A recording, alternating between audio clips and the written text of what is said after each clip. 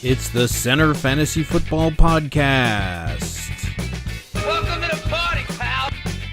Yes! Yes! Yes, this is my favorite part of the game. Analyzing all of the league matchups week to week. You can't win! Get him a body bag! Finish him! It is a bit above average. I said this sucks, and basically so do you. And discussing the boom, bust, and hidden gem players throughout the league. We ain't found shit! What the hell is Brett Favre doing here? I'm in town to play the Dolphins, you dumbass. Dan Marino should die of gonorrhea and rot in hell. Laces out. Touchdown! And here's your host, Allow myself to introduce myself. David Harbatkin.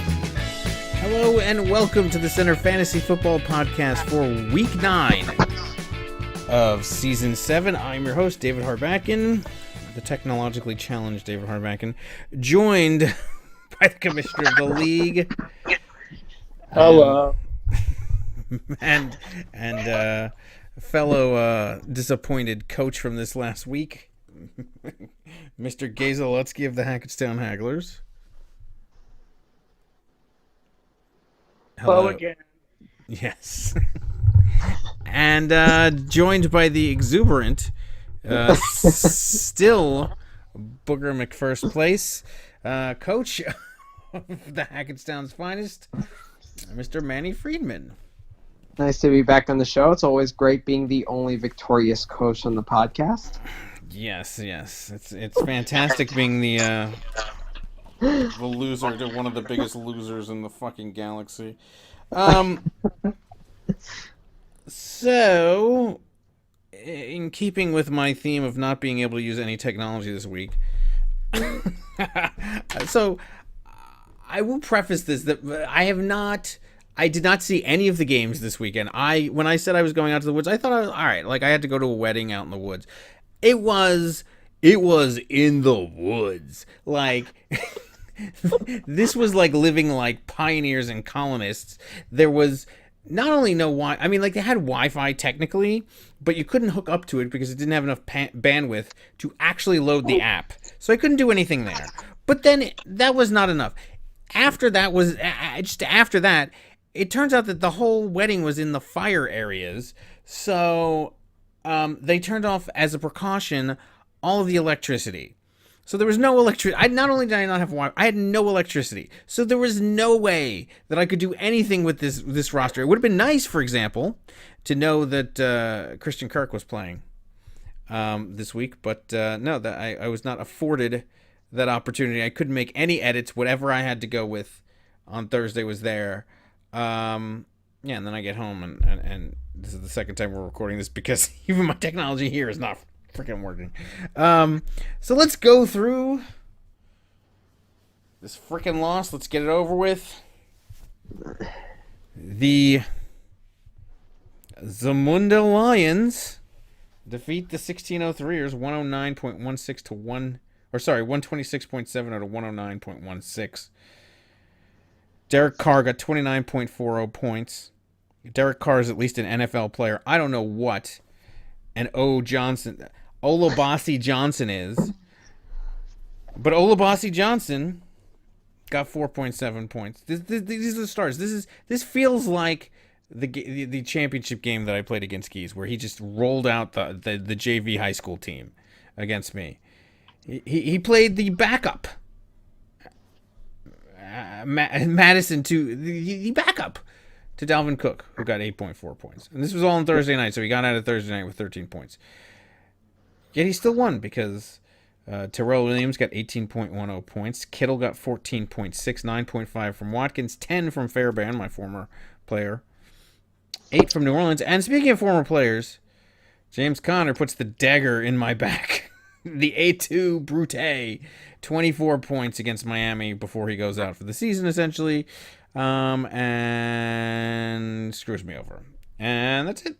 Yes. Oh, I guess I fielded a team technically this week.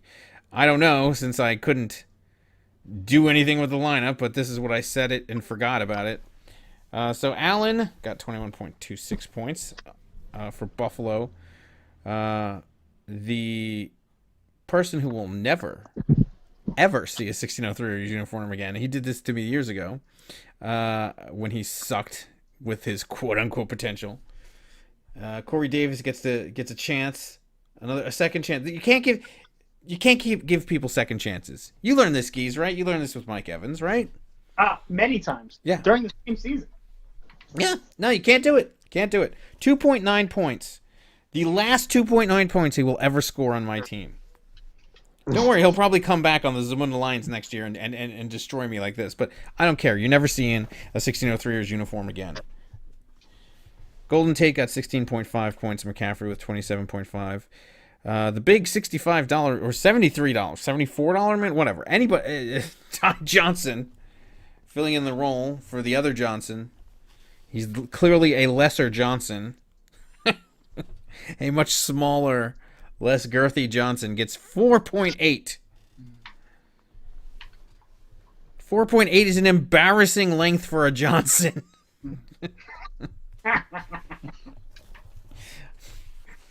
Waller 9.1. Beasley continues to do a little bit well. 13.10 points. Only 4 points on this line. 10 from the Tennessee defense. Plenty of bench blunders. Plenty of points on the bench. But it didn't matter because I couldn't put him in. Like I said, Christian Kirk, 17.8 points. Had no idea that he was going to be playing because when I left Civilization on Thursday, he was still out. Breida, of course, got another injury, as he seems to every week now. Tyler Boyd with 12.8. DJ Moore only had 8 on the bench. I don't know. But once again, I don't know anything that happened in any of these games because I did not see any of them. I just know that my team... So finally, after I get back from the cabin in the woods, the kids' cabin, by the way, because I had to sleep in bunk beds. I'm a 41-year-old man that had to sleep in bunk beds. And every time my top bunkmate would move, it felt like an earthquake. And then I wake up and then see this bed on top of me and thinking that, oh, here I go. Here I'm going to die. Everybody else had like luxurious cabins with like stoves and kitchens and everything else. They threw us in the tiny little bunk bed room with no electricity. I mean, granted, nobody had electricity because the entire area didn't have electricity. Even the closest town that you had to drive 30 miles to had no electricity. Everything was closed. Street lights were out. Everything. It was like a zombie apocalypse. It was a perfect scene for a horror movie. The wedding was lovely, though. But anyway, Wait, so there was electricity at the wedding? So they had a backup generator, yeah. Oh, okay. And right, and I mean, but the wedding was in the woods. I mean, it was all outdoors in the woods. It looked like the Ewoks were going to come out at some point in the wedding. Like, imagine that scene. That's what it was. That's basically where it was. And no reception. It didn't matter. There was no reception. Oh. And there was no electricity eventually when they shut it off. Like, I had to use a lantern to go to the bathroom to know that I was finished. And so then after I get out of the wilderness and drive miles and miles away and finally get to quote-unquote civilization, the massive civilization that is Fresno, California, or maybe Merced, which I looked up actually means mercy, I found that I was losing to the Zamunda Lions. The extra kick in the nuts after this weekend. Also, because I threw out my back sleeping on the bunk beds, on the children's bed. It had no support. So the second night I slept on the floor, even though I was in excruciating pain. I have a cavity. I had to go to the chiropractor. I'm going to need a root canal tomorrow. This is all just a terrible, terrible week for me, capped off by the swift kick in the nuts that is a loss to the Zamunda Lions. I don't know what to say here. I mean, like, look, I would have liked to have at least been able to put in somebody like Christian Kirk to replace Corey Davis had I had, 21st century technology, which, maybe I should have sent a carrier pigeon to the home offices to change this stuff. But I couldn't have, otherwise there was no way to communicate. Certainly could have sent smoke signals. I would have been engulfed in flames like the rest of the state. But, yeah, no. So, yeah, it's devastating loss. I mean, this is what happened. This is what the 1603ers do. You want to put out your JV team, we will absolutely lose to you. We will absolutely play players that you've never even heard of. Olabasi Johnson. Who was the player? Who was the player that you beat me with in the championship? Bibbs, Capri Bibbs, Free Bibbs. Capri Bibbs. We'll score 209 if you put it out your real team, but if you're putting out your practice squad, no, we're gonna lose. It's ridiculous. We have now lost to 2 of the 3 Musketeers. We lost to Zamunda and we lost to Eugene. We're the only ones who are providing them with wins. We almost lost to Nick and Jamie. Yes. It's embarrassing. And it's not like this was important or anything. It's not like this would have put us in second place. Oh yeah, it would have. But no. So you'd rather play a team with actual players? Yes, clearly.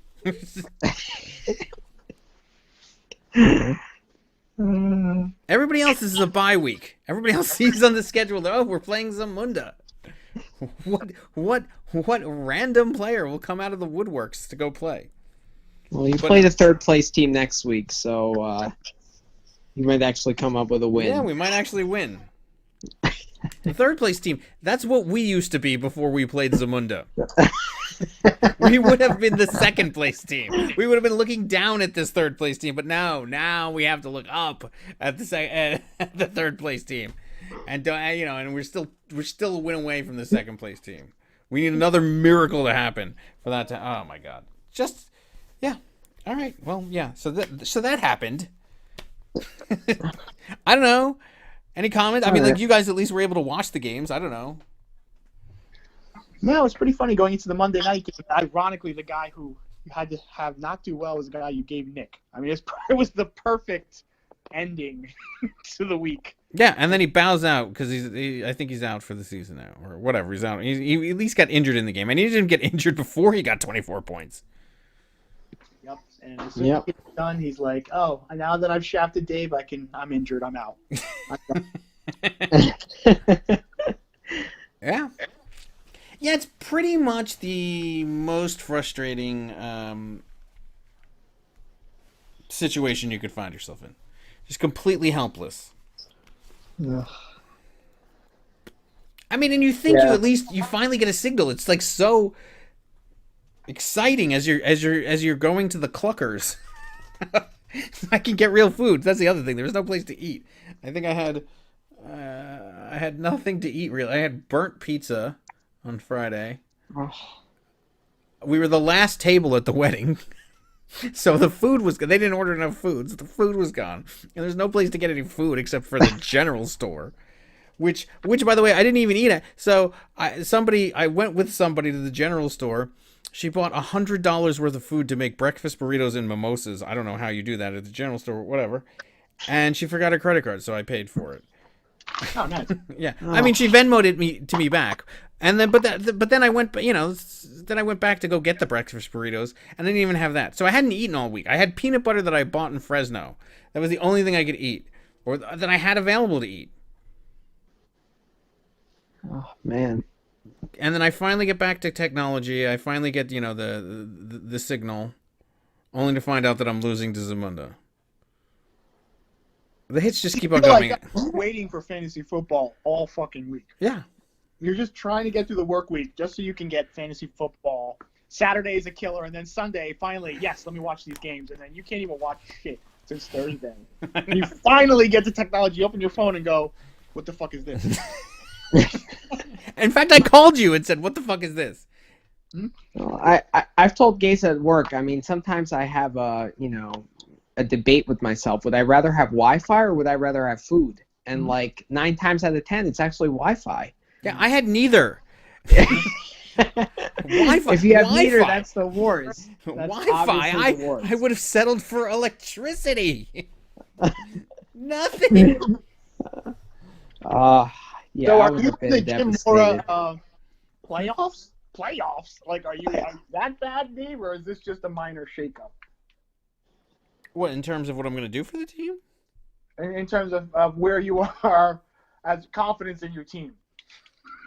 Oof. Was this just a hiccup, or is this a Jim Mora playoffs?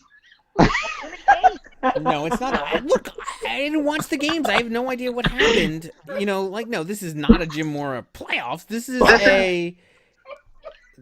a I'm getting my steel-toed boot to kick Corey Davis's ass out of this fucking organization for good. And other than that, we'll figure out what else is going on. I mean, I don't know, but I don't know what happened. I mean, look, Lamar Jackson was on a bye. McCaffrey obviously continued to perform well. Tate did fine. There were players on the bench that did well. Like I said, I would have liked to have played Christian Kirk. That would have been a respectable score with all of this. No, this is, I mean, look, and this is, first of all, in order for me to panic about my team, I have to at least be able to see the games, like, or something, see something, not just come back and get a score like an FU score, and that's it. So no, it's not panic time at all. I mean, I'm a little concerned about Ty Johnson. I'll tell you that. that's a big concern. $84 man. Yeah. With 4.8 points, which right up there with all of the other barn burners that have been, had tons of money spent on them. Hawkinson, I mean, how many points did he get? I mean, like, how much money has been thrown at this Detroit organization to only have, like, 5 points? I mean, I think you paid $65 on Hawkinson. I've now paid $74 on Ty Johnson. Well, with Hawkinson, I set the ceiling for the league's free agent bidding. Yeah, you made it you made it absolutely absurd, and then you got like 1 point, 1.7, I think, something like that. But yes, we wanted some more Detroit action, and we got some. $73. I mean, that's more. Granted, that's more money than the city probably has. I've watched Hardcore Pawn, but yeah, no, this is terrible. This is just atrocious. I don't know what I want to do with running back 2. That's where my concern is.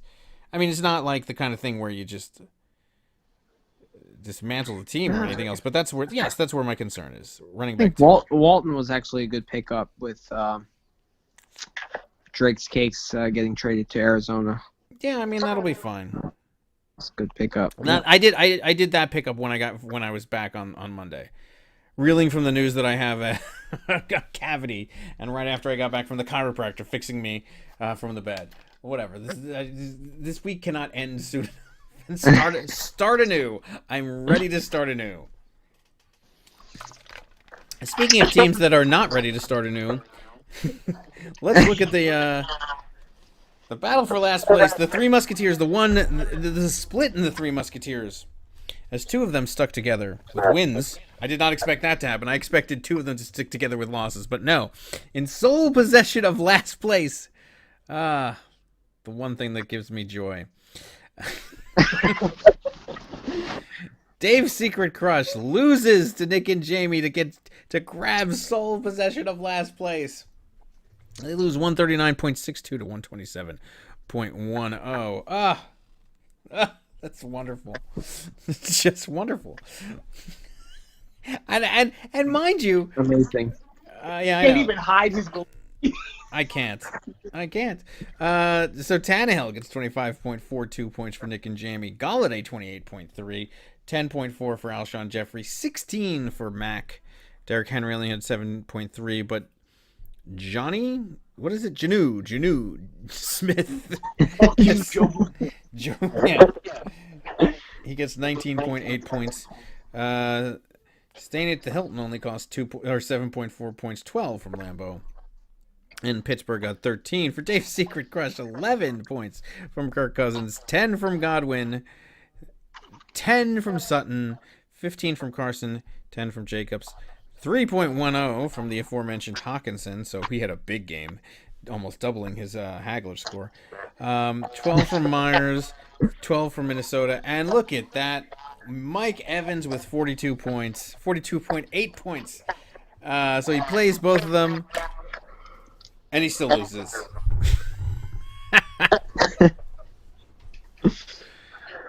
And look, the player that he's been looking to trade away, David Montgomery, scores 24.7 points. I love everything about this game. I seem to recall... Oh, yeah, and then Miles Sanders also 22.8 points. I seem to recall your prediction from last week's game. What was your prediction for this game, Geese? That Dave's Secret Crush, despite being predicted to win by the other 2 coaches, would find a new way to lose. A new and unique, laughable way to lose, and you pass. And he did exactly that. Yes, I mean it is impressive. I mean, because he has like how many less points does he have than Nick and Jamie? So Nick and Jamie have 904 points in the season. Dave Secret Crush has 988, so like almost 80 more points. And yet they're in sole possession of last place. I mean, it's amazing how they've been able to lose this year. It's amazing. It's amazing watching. It's just great. Well, first of all, we've said that this was supposed to be Eugene's comeback streak and get climb back in it, and the last 2 weeks have just been quite surprising. Like, these two losses, I did not foresee. I did not foresee any of them. I mean, I thought he was going to. First of all, he played the Lightning Rods the week the Lightning Rods get 173 points. Mm-hmm. And he still had like 156 that week. That was a new way to lose. Yeah. And then he lost to Dr. Hockey's defense. Yes. And Sony Michelle on in the last game of the week, you lose to the defense. And then Nick and Jamie come back. I mean, like, with the players that ironically he's been trying to peddle to everybody else, they were like, "Oh yeah, well we're stuck with you, and we're gonna score all these points on your bench." On the bench, you didn't even play him. Had he played one of them, he would have won. Had he played both of them, he definitely would have won. He played Mike Evans, who gets the 40 points, which won him the game against me, but it's still not enough here. And he played the Godwin-Evans combo meal finally. He did.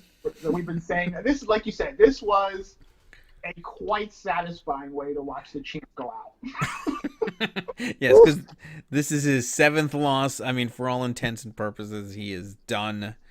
His own shenanigans cost him in this one, across the board.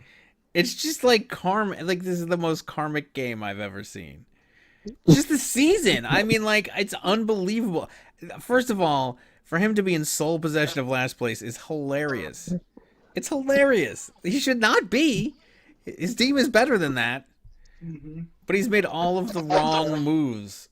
And I don't even know if it's like it's his fault for making just all of the wrong things have happened to him all season long.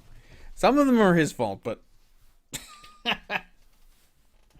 I mean, wow, it's hilarious. It's on a dire week. This is a week, on a down week, on a cloudy day. This is the kind of thing that brings sunshine. Well, this is the kind of I've got thing sunshine on a cloudy day. Didn't start playing for the. I've got Dave's Secret Crush. My team. I guess he starts playing for the Tilla Trey now. He can start playing for the early recovery. Yeah, he's definitely Yeah, he's in the Trey game. yeah. Watch out, he can really make some moves. Losers bracket. Yeah, no, first to 7, so first probably eliminated. Ladies and gentlemen, put your seats and trays in the upright. The champ's coming to town. I mean, even because you had a bad year last year, but even you did not go from first to worst. You did not. I mean, he was one game away from being the earliest possible exit out of the playoffs. Right? I know. He got a win Against me, but of course. It's your squad. You kept hope alive. I did. Yeah, no, I know. It's I mean, that's what we do. We always lose to teams like that. Yeah. I don't know. It's yeah. I mean, no, I don't think anybody has ever won the championship followed by the tray. I mean, that would be. This could be uncharted territory. I know. He's not messing around with another championship. He's going right to the tray. He's bookends. Who the hell wants to win 2 championships in a row when you can add a tray to your repertoire? He wants a tray to put the trophy on.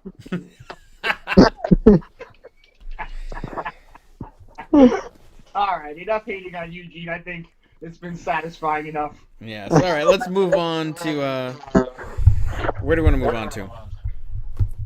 Let's move on to our horrific performance against Matt Lombardi, Okay. costing us a chance to really gain ground in the standings and do something. Well, go for it. Oh, yeah, go for it. All right. Oh, yeah. The good stuff kids go for. Sunny D. So this was a horrific nightmare. We paired off on Thursday night. Anybody who does poorly on Thursday night usually wins. I mean, that's the general rule of thumb. So we got 4.7 points from Rudolph. And then after that, it was just all down. Is my voice coming up? No, it's fine. Yeah. You sure? Okay. All right, anyway. Yeah, so let's look at this horrific mess. 109. That seems about average for the high. We're playing defensive football until Kevin Coleman showed up. I don't know why I tackled Kevin Coleman. He just, every time he touched the ball, I feel like there's more. I mean, this is the second half of Moore's speech. We couldn't get a first down. We couldn't stop the run. Every time they got the ball, Lombardi got points. I mean, we couldn't throw the ball. Obviously, we couldn't. Fitzgerald with 2.8 points, and Edmonds, thanks, man. You're welcome. For the injury-prone Edmonds. Oh, but don't worry, Drake's Cakes is going to step in on 2 days' notice, and he's going to ball out. Yeah. Thursday against the number one defense in the league. Let's see how that goes. Let's look at the other players. Oh, yeah, Jones, the other Green Bay. I didn't even play the other Green Bay running back like I should have. I yanked my guy. His guy only a tidy 41 points. I mean, look we lost to two players. We lost to Jones and Coleman. DK Metcalf, conveniently, his only two catches were touchdowns. Okay, he had 3 catches for 13 yards. What the fuck is that? But 2 TDs is very tidy. A very economical win for him. He just went right to the win column. Yeah, 0 from Cooks. Yeah, 0 from Cooks with a concussion. I was laughing early, but who's laughing now, right, Lombardi? Any bench blunders? It doesn't even matter. This bench was atrocious anyway.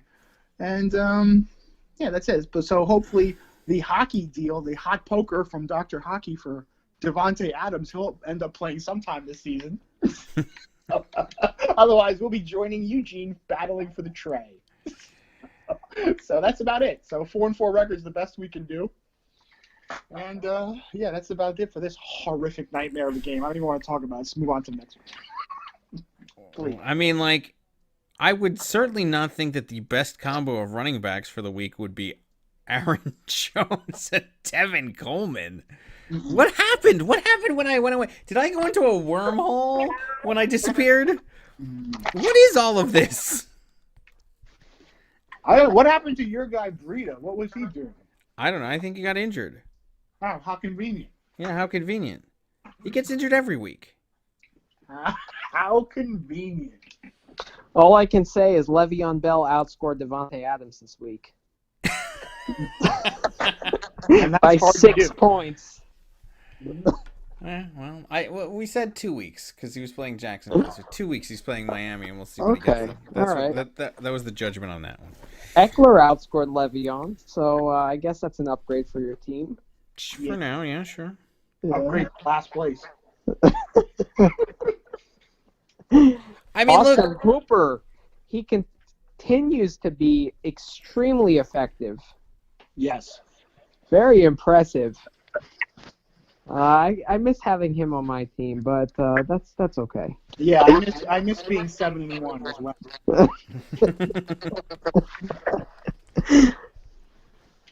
Yeah, I mean, that's an impressive win. I mean, I have to say, Lombardi's team has definitely impressed me. Mm-hmm. I mean, he has a great record. I don't know how he continues to do this, but yeah, with Mason Rudolph as his quarterback, I know it's pretty impressive. It's a 2-man game this year. Benching his 2 top receivers, Keenan Allen and Odell, and he still comes up with a win. Yeah. Very impressive. All right, so moving on to the next game. Let's see. Where do we want to go next? Well, we've got what do we got? Monkeys in Wakanda. Ooh, but that's such a good game. We'll save that one for later. You can go to my game. Sure, why not? I'm sure you're just itching to get right to it. Go ahead. I'll let you relish in the joy of this victory against the Ezekiel Elliotless lightning rods. All right, so maybe I shouldn't take too much credit since his best running back wasn't playing. But I'm very pleasantly surprised with my team. They continue to do good for me, and I like the point distribution. That's what pleases me the most. Not the point total, but the point distribution. How each player has gotten me above 10. That's what I look for in fantasy football. So I'm pleasantly surprised. A little bit disappointed with Chubb. Those 2 fumbles, that was a little bit like, what the hell? Yeah. But Gurley only 10 points against the dreaded Cincinnati team. That was a little bit disappointing too, but I can't complain. I got the win. Yeah, pretty consistent. I mean, 10.4, 10.4, and 10.8. I mean, that's a very. You must like that bell curve right there, or whatever it is. Yeah, I would prefer if it was 20.4, 20.4, and 20.8, but I'll take the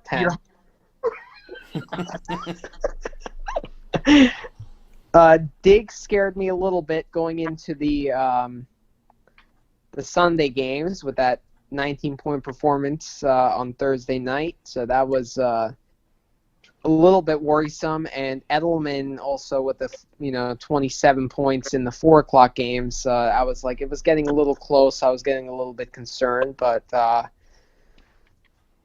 Kelsey did pretty good in the Sunday night game as well as Rodgers, so that put me over the top. So I'm pleasantly pleased. 7-1 record. I can't complain. First league in this very ultra competitive league. Only 4 points from the Chicago defense against you. I mean, if the Chicago defense has like a normal week that they've been having, this might be a very different story, especially with Edelman getting those 27 points. Although, to be honest with you, I'm looking at the Chicago defense. So they had 4 points this week, 5 points week 7, and 3 against Oakland in week 5. I mean, they've been faltering a little bit. Yeah, what's going on there? I don't know. Yeah, defenses, I realize you have to play the matchups. I mean, New England plays such an easy schedule, so I would be playing them against everyone pretty much that they're playing. But defense against the matchups, that's the way to go. I've noticed. Yeah, I mean, but this is because he had really good performances from most of his players. The problem was he just didn't have that RB1 in there this game. I mean, because 19 from Diggs, 27 from Edelman, and even 12 from Lindsey. I mean, that's enough to win for most weeks for him, but he just didn't have that last one. And totally respectable game from your team. Yeah, like you said, good distribution.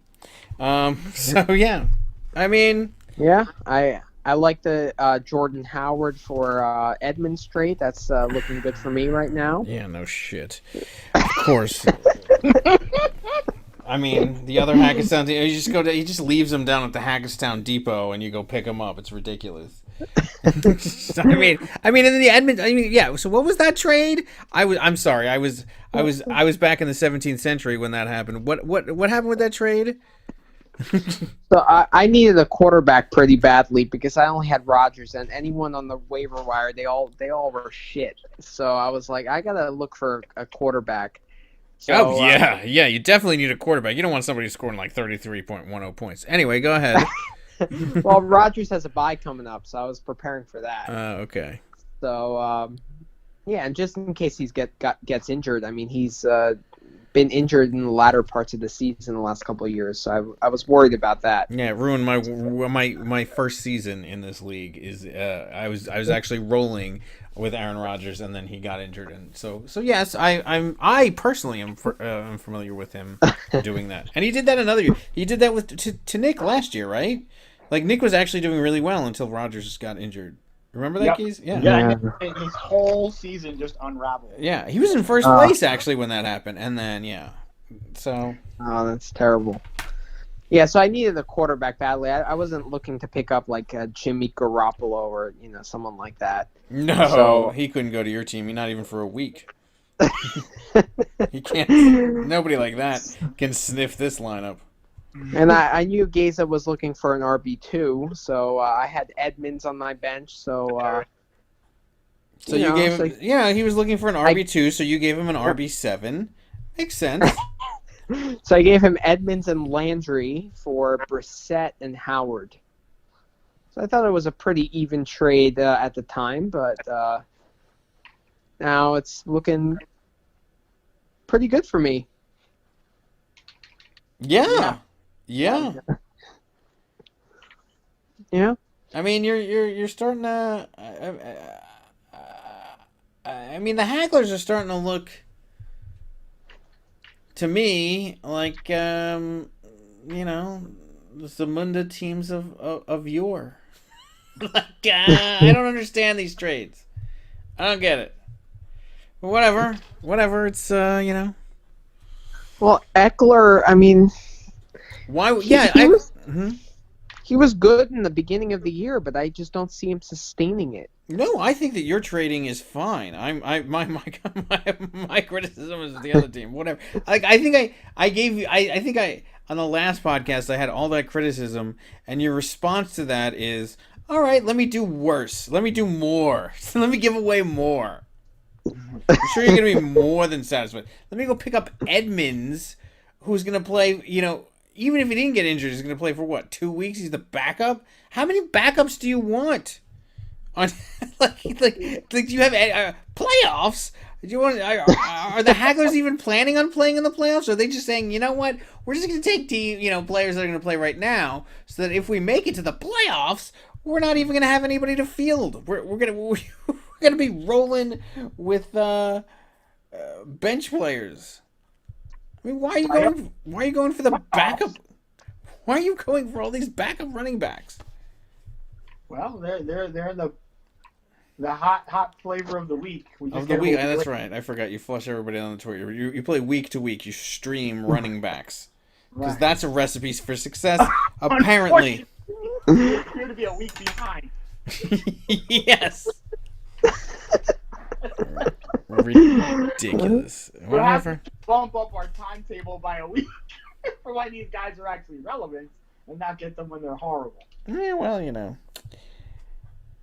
live by the flush, die by the flush. All right. Well, how long is Edmonds out? Is he out for the rest of the year? Or Kenyon Drake is the new hot flavor of the week. Yes. Yeah, you're lucky that until you trade him away to Arizona. Yeah, he got traded to any other team. A Drake's Cake offer. We'll be accepting offers for Drake's Cakes this week. Don't worry, I'm sure he will leave because if Nick Chubb goes out of the game for Kareem Hunt, I'm sure he'll leave some Chubb down in aisle 13 of the Hackettstown Depot for you to pick him up in exchange for Drake's Cakes. Whatever. Of course, we're leaving room on the roster open for more garbage. All right, so I have nothing else to say about this game. This one went exactly as I predicted it. No, Elliot, it didn't. You were gonna win. All right, so that leaves us with. Well,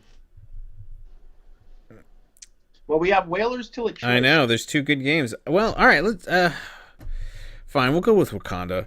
We'll go with this game first. So Wakanda. This is what happens when Wakanda is not hospitalized. Look at this. The Wakanda Panthers beat the Memphis Monkeys 154.42 to 142.14. These are the two highest scores in the league this week, if I am correct, playing each other. No, the Blues. Sorry, the Blues were in there too. It was a tale of two scores. So the Wakanda Panthers get Drew Brees back, Would you looky there? 31.92 points. He seems to make a difference. Cooper Kupp beating his old team. His old team. What a surprise. I know, 35 points. He makes an appearance. Pascal, I mean, I don't know what that is, but 1.6 points there. Latavius Murray, 36 points. Woo! Le'Veon Bell was only 6.5, so he does terribly. Olsen with 3.3. Sony Michel with 7.4. 11 for Gonzalez, the kicker, and 21, the standard points for his defense. No bench blunders, really. For the Memphis Monkeys, 25.34 for Jameis Winston, not bad. Marvin Jones Jr. played more like the junior than the senior this week with only 6.2 points. Juju Smith-Schuster, I gotta say, 21.30 points. That's not bad. Dalvin Cook, 28.1, 11.9 from James White, 5 from Graham, 28.3 from Saquon. So he almost matched his trading partner. I mean, not exactly, but whatever. 7 points from Crosby and 9 from the Los Angeles defense. No real bench blunders. I mean, I guess Minshew would have given him a few more points, but no. Wow. I mean, like this is what we feared with the Wakanda Panthers when they actually were playing. And if this means that he's gotten over the hump and he's back, watch out. Yep. And I mean, because he's right now, he's 4-4. He would be in a playoff spot at this point. Yeah, he is. He's literally in a playoff spot right now. Yeah. And now with Kamara out, he actually has an excellent running back core with Murray, Bell, and Mark Ingram on his bench. I know. So that's very dangerous. Yeah, that is a team that you don't want to play. And, last week we said that this game was going to determine whether or not, if the Monkeys were going to make it or if the Panthers were going to make it. I at least said that the winner of this game was going to make the playoffs and the loser just was going to have too much to overcome to make it back. I'm not. I mean, look, the Memphis Monkeys are good. And if you look at what they scored this week, I mean, they might not be done. They only have 5 losses. I mean, yes, they're going to have to perform well every week, pretty much. They don't have much of a net, but they could still make the playoffs too. Yep. I mean, imagine if Wakanda had Saquon. They would have had Murray, Bell, Ingram, and Saquon. That's a crazy running back. Yeah, but I mean, there wouldn't have been enough room to play it. So I mean, that's so trading away Saquon gives and by the way, this was a week where they didn't even play Ingram because he was on a bye. Right. So they're gonna have Bell, Murray, Saquon, and Sony Michel. I mean, they're already gonna have to make a choice at running back at play, and then so then they add Cooper Kupp. I mean, they've done. I mean, and then to have survived what happened there. I mean. I think they're almost back to where they were when we were predicting, a runaway championship for them. I don't know if they're like going to be a runaway. I mean, obviously, you can't say they're going to be a runaway champ, but this is the team that I don't want to play, and frankly, the Monkeys are a team that I don't want to play going into this. Yeah. If they have a great running back core too. I know, Dalvin Cook, James White, Saquon Barkley. I mean, my God. So, yeah, I mean, good win for the Panthers, and they're a team. I mean, they're already in a playoff spot, and the Monkeys are only 1 away from it. So, some of the teams, certainly teams that lose to Zamunda, need to be cognizant of this. There are some teams, nipping on the heels of everybody else. All right, well, that brings us to the last game, which is probably the best game of the week, certainly the closest, I think, and certainly one of the more important ones. As the Tillett Trey team wins, defeating the second-place Whalers, giving them a 2-game losing streak, their first of the season. As Tillett Trey wins 125.86 to 122.96. I don't know where the excitement happened in this necessarily, because I think this came down to the last game actually, because they were talking about this on Facebook. Because I guess well, whatever. So Tom Brady got 22.36 points, 25.2 from Julio Jones. Chark, great pickup, ends up with 19.90. Fournette continues to do well, 20.60. Frank Gore with 3.4. So not too well there. Everett with 3.5. McLaurin does better than he's been doing with 7.9. Zerline with 6. 17 from the San Francisco defense. And then, well, actually, I'll let you do the Whaler side of the ball.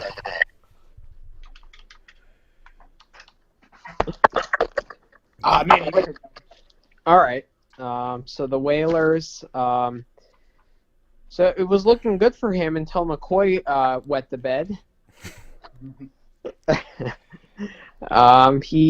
If McCoy could have gotten 11 points, I think he would have came up with a win in the Sunday night game. Melvin Gordon and Eckler kind of had an even distribution, so he got 11.4 points. Zach Ertz continues to be a major disappointment. I think the backup tight end outscored him, by the way. He's got 4 points. He might be bench material in the weeks going forward. Allen Robinson with 11.2. He's been decent. McManus, who scored 0 points for you, Dave, he got 7 this week. Deshaun Watson continues to be impressive with 33.76 with a crazy-ass touchdown pass late in that fourth quarter. Tyler Lockett is a consistent presence with 16 points, and Michael Thomas has been good with 27.3. And the Carolina defense, they got destroyed by San Francisco, but they managed with 4 points. And in terms of bench blunders, not too many, but I mean, if he started Singletary, he would have won the game. And Joe Mixon actually too, so actually 2 bench blunders for him. But with their poor performance in the previous weeks, I don't know if I would have considered starting those 2 guys anyway. So yeah, I wouldn't call them a bench blunder. Yeah, I mean, if you look at the matchups, I mean, yeah, they all kind of have tough matchups. So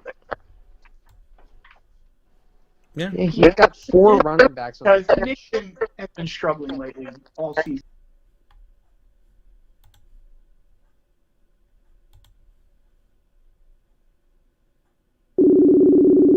Backs on the bench. Yeah. I mean, and the Whalers, like, they had posted, there was something about McCoy fumbling in that game. I don't know. I didn't see anything. So did McCoy fumble in that game away? Here, I'm trying to find the post. Yes, there was a costly LaShawn McCoy fumble that definitely factored in, but Yeah. I mean, that wasn't the thing. I don't think. I mean, according to this, Whalers posted, the good news is that I'm still alone with McCoy to go. The bad news is that if I'd started any of the other ragtag backs, I'd have won it. Good luck. And then later on,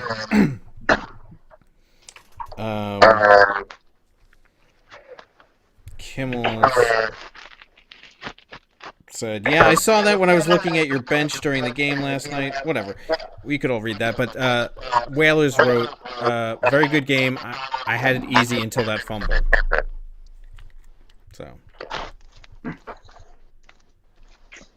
Yeah, that probably cost him. Yeah, but I mean, still, he's what, 6-2. I wouldn't probably pretty good shape. Yeah. It helps me out. I was certainly rooting for Trey. Or Trey. Yeah, I mean, it makes it interesting, certainly. Now, so Tilletre falls. I mean, they are now 1 game behind the Whalers. I mean, the Blues are tied with the Whalers in terms of record. I mean, it's a battle. I just don't. I can't figure this out week to week. I mean, any one of these teams, honestly, from 1 to 9 can make the playoffs. I mean, 1 will, obviously. But unless there's a monumental collapse. But yeah. Which the Hagglers are very capable of. Don't count them out for just completely collapsing for the rest of the year. Yeah, I mean, the trade deadline is approaching, though, so yeah, you might not actually be able to jettison all of your good players. You may have to show some loyalty. I know. We're really going to have to double down on throwing everybody in the trash can this week. Exactly. Yeah. I mean, this is one of Booger's analysis, but second place is the same, essentially the same as first place. You get a bye, and anything can happen. Yeah, I mean the only difference between first and second is your second round matchup. Well, you play 3 versus 6 instead of 4 versus 5. It reseeds. Oh, it reseeds anyway. Okay. Yeah, but I mean, injuries and all that. I don't think once you get in, I don't think seedings really matter. I mean, theoretically, you'd be playing the worst team. But given a record, the worst team, the quote unquote worst team, could be the Wakanda Panthers. I mean, they're sitting at 6 right now. Right. So, I know. So none of it seems good. I'd honestly rather play you than play Wakanda or Memphis. Well, I certainly appreciate that. Because looking at your roster, I think, McCaffrey obviously can hurt you with, a crazy performance, but I don't fear the other guys as much. When I look at, Wakanda and Memphis, their running back cores, those guys can, together they can, hurt you more, I feel. But, yeah.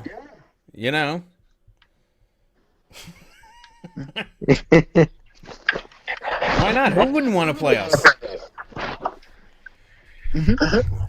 I mean, Zamunda would. Yeah. Yeah, who wouldn't? I mean, you've already beaten us. Yeah. That was at the beginning of the year, though. Yeah, I mean...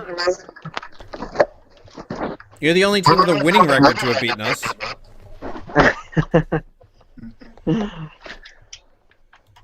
Yeah. Yeah, that was a pretty good game, actually. High scoring from both. So. Yeah. Yeah. Well, I actually lucked out because McCaffrey, that was the one bad McCaffrey game. Right, against Tampa Bay. Yep. Yep. Yep. All right. So.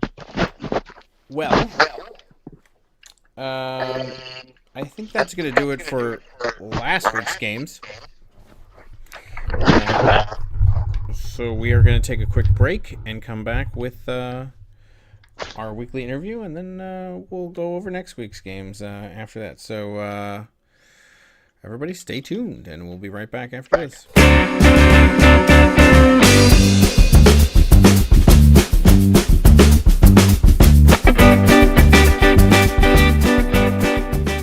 All right, welcome back to the show. On this week's in-depth coaching interview, we are pleased to be joined by, I don't even know. So, first of all, this league's first commissioner, the person that is probably more responsible for anybody else for the revitalization of the center in the 21st century. I mean, this whole thing was your brainchild. Like I said, the first commissioner of the league, 2-time semi-cup finalist, never appearing anywhere near the championship in this league, but just an all-around, the originator of this podcast. Actually, this used to be your baby. So, the legendary, whatever you want to call him, coach of the Zamunda Lions, Mr. Nick Zaveri. Welcome to the show. It is great to be back on the podcast that I indeed started. Thank you, Dave. All of this you started. I'm giving you. Look, I'm gonna butter you up with some compliments because we're gonna talk about your team eventually, and that's not gonna be pretty. No, it's not. But you know what? I'm walking with a W, and that's all that matters, baby. I'm well aware of that W. Congratulations. My team plays down to teams. So keep rationalizing. That's cool. I mean,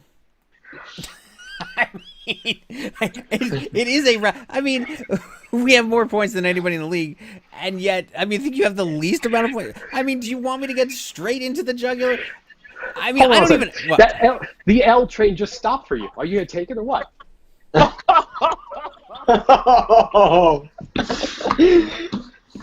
Am I really being?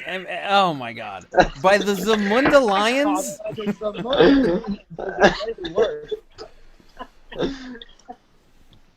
Oh my God! What was it like those couple of times that you were in the finals, Nick?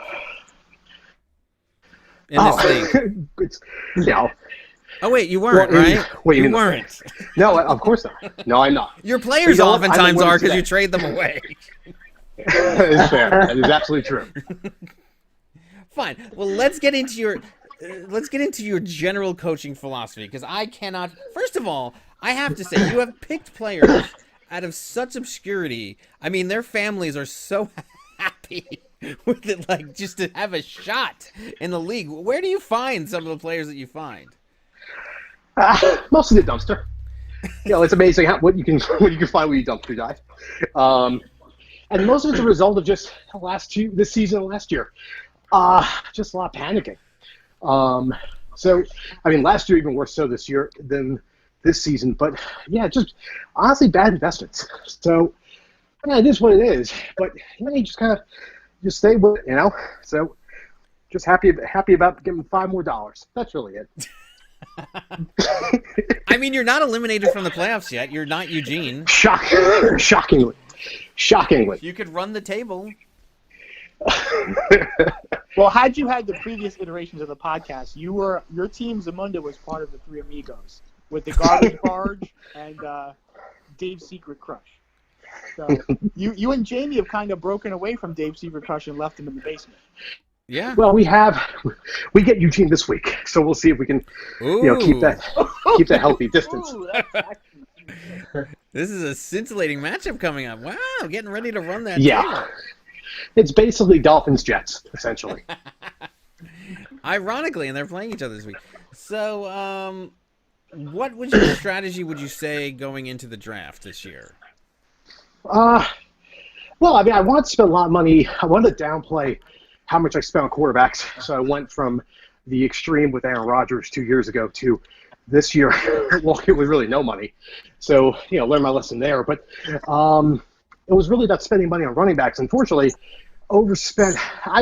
It's hard to say you overspent on Kamara at $70, but he gets hurt. Breeze gets hurt, which obviously changes the outlook of the team.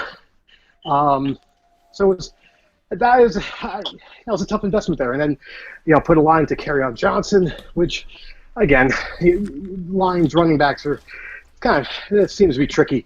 Nick Chubb might have been an early exit. We'll see. Cleveland's not a great team right now.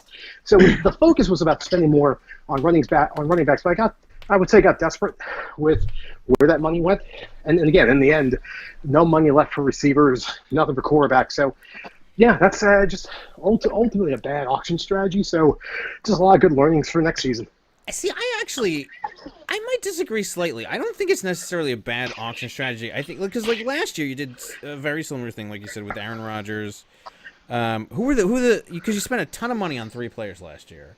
Right. So who were the 3 players? It was Aaron Rodgers, I know.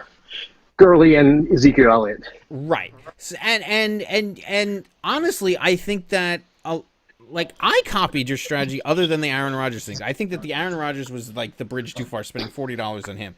But other than that, because I remember after 3 players, you had $6 left. And I saw the quality of players that you had. You had Gurley last year when he was great, and you had Ezekiel Elliott. Now, granted, you traded them away, but the draft strategy itself was solid. I copied it. Geese, I know you were thinking about I don't know if you did, actually. Did you copy it? It was close. I was really seriously considering it. Right, you inspired a lot of people to go out and get two big name players, and then I think the only difference was whether or not you spent it on that third. So I actually, I don't think the fault is in the draft strategy. I think your biggest problem is the trading. The deals that you make. So all right, so looking at your trades this year, I think that you could look at each individual trade of yours and go, yeah, that's a fair trade. That's a reasonable trade. That's a reasonable thing to do, for each one of them. But then you look at the A to Z and you're like, oh my God, look at what happened here. Look at all of these players that have gone. I mean, you had Nick Chubb. You had, what was your running back? It was Kamara, Chubb, Carryon Johnson. Right. You had a solid running back core, and then each of those kind of pieces sort of went away. And the deals were not bad because who'd you get in return? I don't remember. Well, I know ended up getting. I know how to meet. Yeah, you got Connor. You got Connor and Prescott. And and Burkhead didn't matter. He was whatever. Right. But yeah, so I don't know. I just I don't know. I feel like because you are ahead of the game on everyone. You see players that we call them, the cryo chamber picks. These are not just sleepers. These are people in the cryo chamber. Where did you find these people? And then they end up doing well. I don't know where. No, I know. Last year, I think Cooper Kupp fell to me late. Obviously, that worked out. And it's hard to say. It's the Rams, at the time had Robert Woods. They had traded for Brandon Cooks. So Kupp, you don't know what to get from there. But they run a lot of three receiver sets. They don't really have a tight end worth mentioning. So Cooper becomes Goff's just fail-safe, and even more so this year. It's interesting. I think a lot of it's just guys that everyone sort of is top of mind of get taken. So it's a question of who, if it's not them, who are those teams where you have an opportunity for talent to show up and maybe you'll get them for cheap. So that's kind of what that really is. This weekend, not to sort of jump ahead to the game, but yeah, Tyrell Williams, Derek Carr. Well, Carr obviously decent quarterback, getting better in fantasy the last couple of weeks. But Ty Williams is your primary receiver now that he's back, aside from Darren Waller. So you figure, and this year he's pretty much averaging a touchdown per game he's played, which is great. So you just figure whoever is the best player on a shaky team is at least going to get, at least from a receiver standpoint, getting your target share. But yeah, it's just trying to find out what's out there. And where do you look? Are you looking? Are you reading certain things, or are you where are you? Yeah. I don't need your sources, but I'm just wondering, are you reading magazines? Are you watching? Are you listening to podcasts? Are you? No. I really am not. I can't. Yeah, start of the year, I'll check out a lot of stuff that Matthew Berry puts out. But all the reading that you do, especially before the season starts, is just nonsense. You look at the cover of this year's fantasy football issue of Sports Illustrated, Antonio Brown is on the cover. And so, that just goes to show what a lot of fantasy writers are going off of, which is projections. Honestly, it gets down to players' health trends. This week, I think in another league I'm in, I had to dig in for J.D. McKissick out of Detroit. Didn't work out so well, but again, you just try and find what you can do. But oddly, this time around, where the team is now, Prescott was huge. Being able to get some steadiness at quarterback. Obviously, like I said, Ty Williams comes in handy here. George Kittle was someone I could probably say I overspent. It was $35, which he's still the number 1 or 2 tight end this year. He might overtake Kelsey, actually, but So it's a fine investment. I think there's a combination of patience, which is something I think I want to exercise more next year, and not overreacting. I think I do draft good teams. It's a case of really just staying with it, and no matter how the first quarter of the season goes, first half of the season, just kind of ride that wave and see where it goes. I completely agree with you. I think that I have said this. So about Eugene, I said I think that he is the least talented coach in the league. I think that his ability has been finding the ability to shaft people, like realize what their weakness is and just capitalize on their vulnerability and just and just attack it, and he does it well. I think your talent in this league is I think that you are the best scout in the league. I think you're one of the best drafters in the league. I just think that you ruin it all with the trading. I think you need to go on an embargo. I think just go sit in your room, get your drafted team, because you obviously have a feel for it, and then become North Korea. Just have no contact with the outside world, and I think that you can win the championship. I mean, how many of your players have won championships? I mean, like, I think that's... I'm looking at your team, and your week 1 team, and you drafted Cortland Sutton, which I didn't see coming. He actually has had a really good year. Exactly. So I give you credit for that. But I have to ask you one question. What is your rationale for keeping and drafting Gronkowski? Well, up until a couple of weeks ago, it wasn't quite clear if he was staying retired or not. And with the Patriots, I don't trust them as an organization. So I kind of thought, Gronk was basically pulling I don't want to show up to training camp, so I'm going to say I'm done. Okay. And then basically become available after, say, week 8 or whatever. My problem is that I do all of my team management on the phone, and honestly, I still haven't figured out how to put the guy on injured reserve to free up the roster spot. All you gotta do is press the button on this. Oh, actually, no, I can tell you, he's not available, so that's why he's not eligible for IR.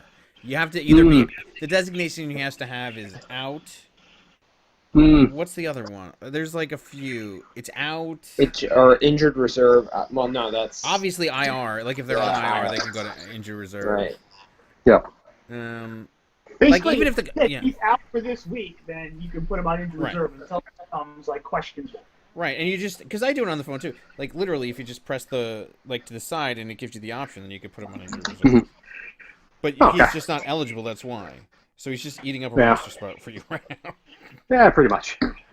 It may not be after this week. I think I finally have made my decision to move on. So we'll see if he is suddenly finally jettisoned from the Lions.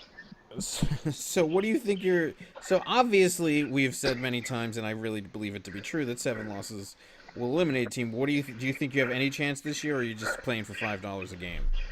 I'm playing for $5 a game. I'm just being realistic. I mean, the best team in the league's got 7 wins already. So, and there's already a bunch of teams, I think, at 5 wins. So, I mean, mathematically, I think it's possible to slip into the lowest seed, but I'm being realistic. It's being competitive. I'm not comfortable with the idea of just saying, sort of, screw it, which we've had teams in the past do. So it's about fielding good teams. This week, Prescott was out. And, as a Raiders fan, I'm not the biggest fan of putting guys in that team onto my fantasy team because it's, worlds collide, all that shit. But it happened to work out this week. They put a good offensive game against Houston. Didn't get the win, obviously, but good enough to, generate enough points for us. So that was helpful. But, yeah, it's just playing for the 5, honestly, literally. So that's but really it. Are you also trying to, figure out, I mean, strategies that could be used in, as a testing ground? Because, are you using the opportunity to figure out how to be a better fantasy player for next year? Let's see what works. Yeah. Let's see, let's test. Because now you kind of have some freedom to be able to do stuff that, a team that's fighting for something very specific, specific can't maybe make it, whereas you can go more outlandish. You could throw crap at the walls and see what sticks, and then take the knowledge from that and then use that next year. Are you doing that? I mean, in the sense of just being mindful of players, people that you pick up, or seeing who emerges. Like right now, I'm excited about I forget the rookie receiver out of the Giants. who I think I may have put in for this, Darius Slayton.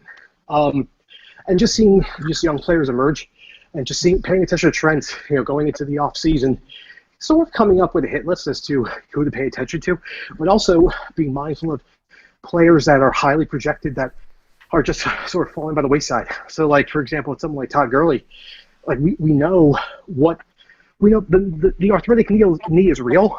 So, yeah, it kind of questions, what kind of investment I would make in a player like that next year. Obviously, someone like Josh Jacobs is going to go for a fair amount of money next year. Not exactly, I don't think $70, but well worth it for what seems to be having a good rookie season and a good, again, I only really paid attention to Oakland, but a good offensive line. So you just see who's emerging as players worth noting, and good players that stay that way. And what does that mean from an investment standpoint? That's really it. So just paying attention to the league. I like your point about it's not really so much about these playoffs, to be honest. It's more about just looking across the league and figuring out opportunities to, put my quote unquote good scouting abilities to use and get ready for next season. And then, so we've asked this of pretty much all the other coaches that have come on. Who do you think? Do you have a rival in this league? And like a specific, this is the one that you really get up for. No, not really. No. No one in particular. It's really just, for us, it's about just competing. It's just putting as whatever roster I can on the field, and hope for the best. Like I said, this weekend, to be fair to your team, you guys obviously had a lot of guys hurt, all kinds of stuff going on, but just being excited about just getting opportunities. It was nice to get a win. Just stay competitive. So, no team gets us up for this is the week. Even this week with Eugene, it's going to be fun. Right now I think we're projected to be, I think, -15 against them. But we'll see. I've got some decisions to make. Dak's coming off a bye week, going up against not a great Giant secondary. But at the same time, Carr's been hot the last couple of weeks, getting over 20 points a week. So, what do you do there? So, no rivalries. Just try to stay competitive. And actually, I was remembering. I don't know if this was on the air. This part of the conversation was on the air or off the air. But when you played Manny, that's when you won by .12, the closest margin of victory. So, that's right. So the Minnesota Lions have done really well against the host of this podcast, I have to say. Yeah, I know. Yeah, I think just got had the closest game in league history. Maybe I'll consider you as a rival. There you go. Possibly. Yeah. That was a tough loss. That was a crazy game. I think I won on an Eckler 4-yard. That's exactly right. Yep. Oh my I think that was the Sunday night game against Pittsburgh. I think, right? Something like that. I didn't watch. I was in Europe and I was just constantly refreshing my phone. Seeing scores, and it was a nail biter. It was crazy. Yeah, and honestly, and that's the thing that had you gotten one more yard, essentially, your season looks very different. You'd be 3-5 right now. You'd be where the lightning rods are, and then Happy Sounds Finest would, well, they'd still be in first place, but whatever.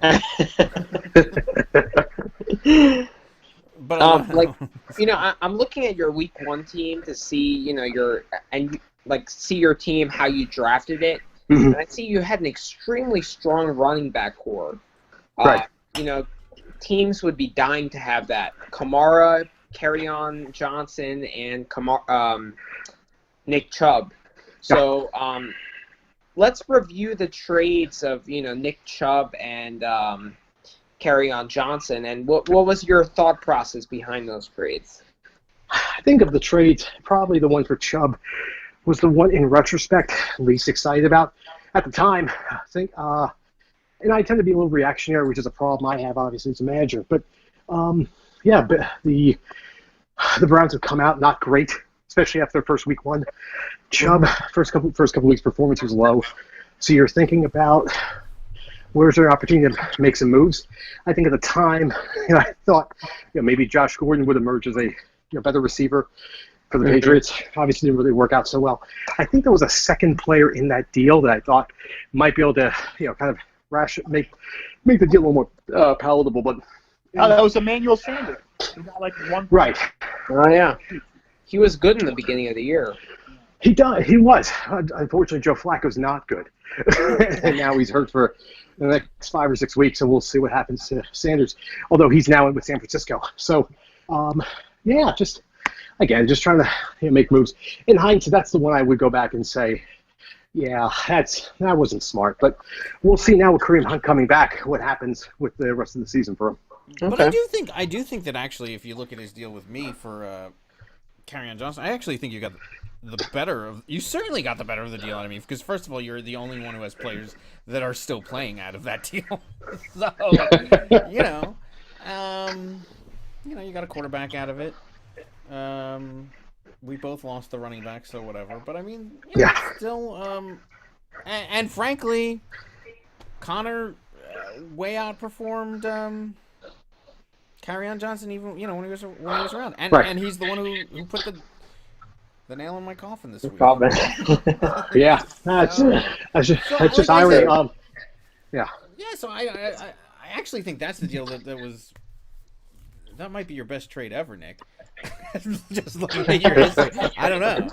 I mean, like, and I like being on this program. I mean, you're talking. I mean, like, I am not reactionary. I mean, we are on the program with somebody. Your what's the opposite of the predecessor? Your subsequent commissioner. I mean, that guy, the one that's on this program, is reactionary like I've never seen before. So maybe it's something in the office. Did you? The office of the commissioner that makes you're all frantic. But I don't, I think that maybe you're a little bit frantic in the beginning of the season, a little bit. But I find that you, I don't know, are not so much later on. Yeah. And then and then you use the power to draft.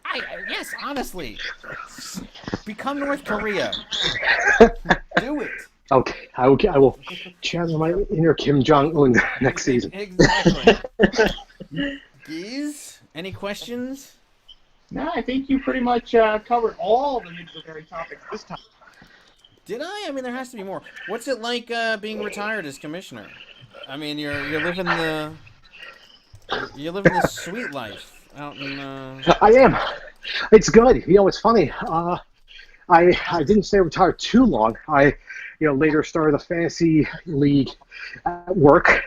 So I like this idea about being able to get things going and then, step away from it once I don't get really interested about doing it. I certainly don't miss, asking people in the center to pay up, which I think in years past definitely it's not my strong suit, clearly. I mean, Gaze is a leg breaker compared to me.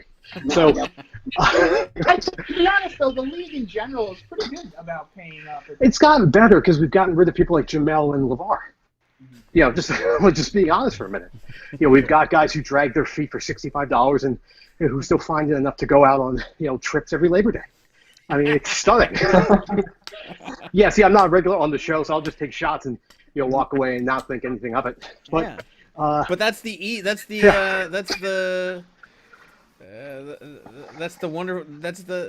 benefit of being in retirement from that kind of stuff. You don't have to deal with being diplomatic at all.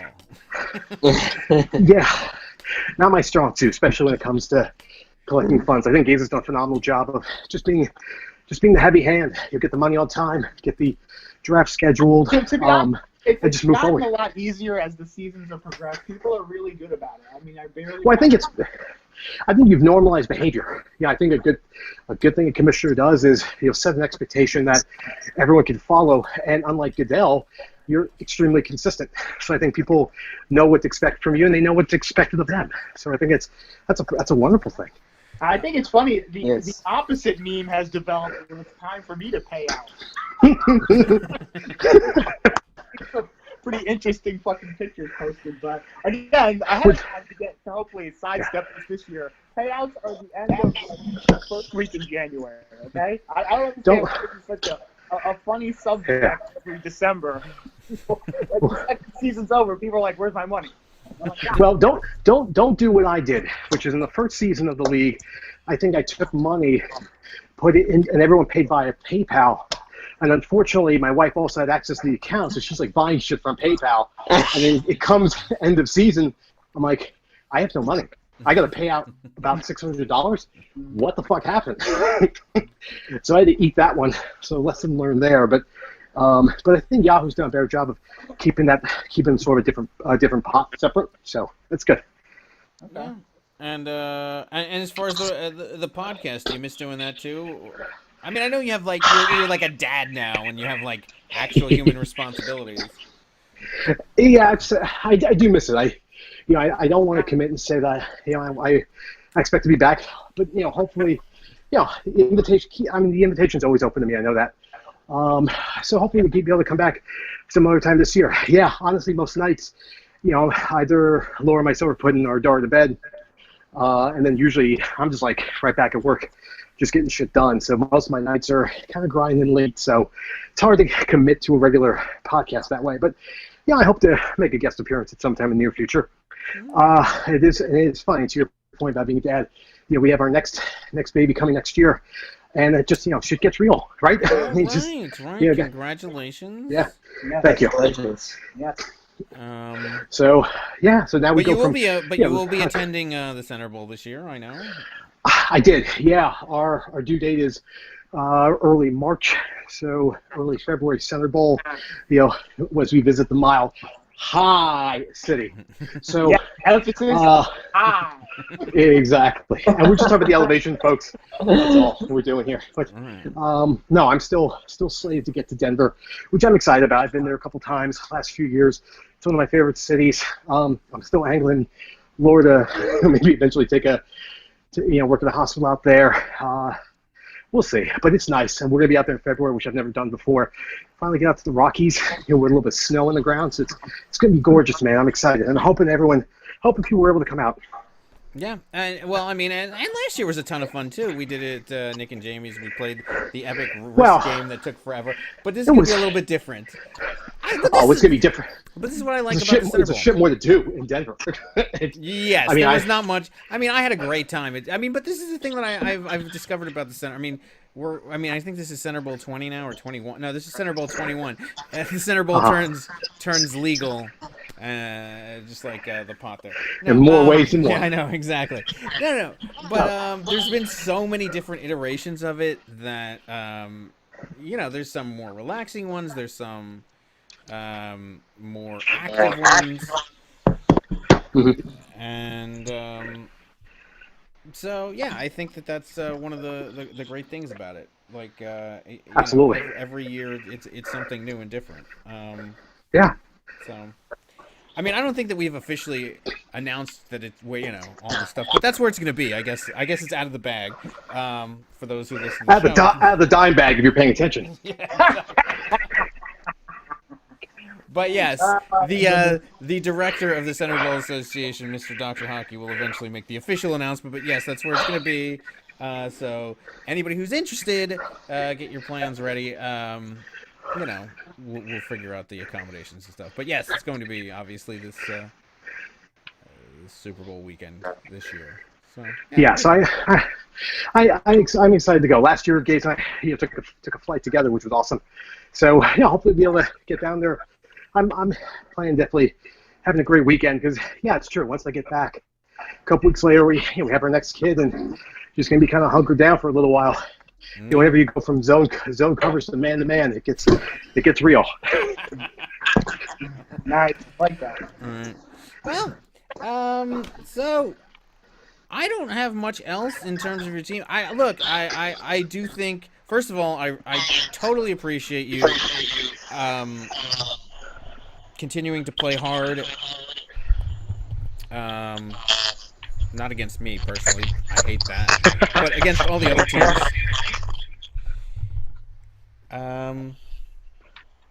Yeah, and I think that all of us do owe you a big debt of gratitude for starting this up.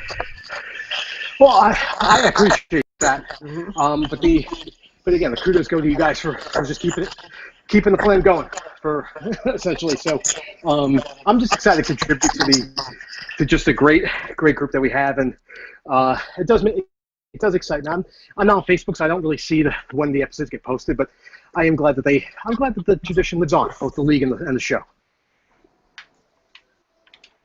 Yep. Sounds good. Thanks. Yes. Yeah, awkward goodbyes. I'll see you guys all in Denver.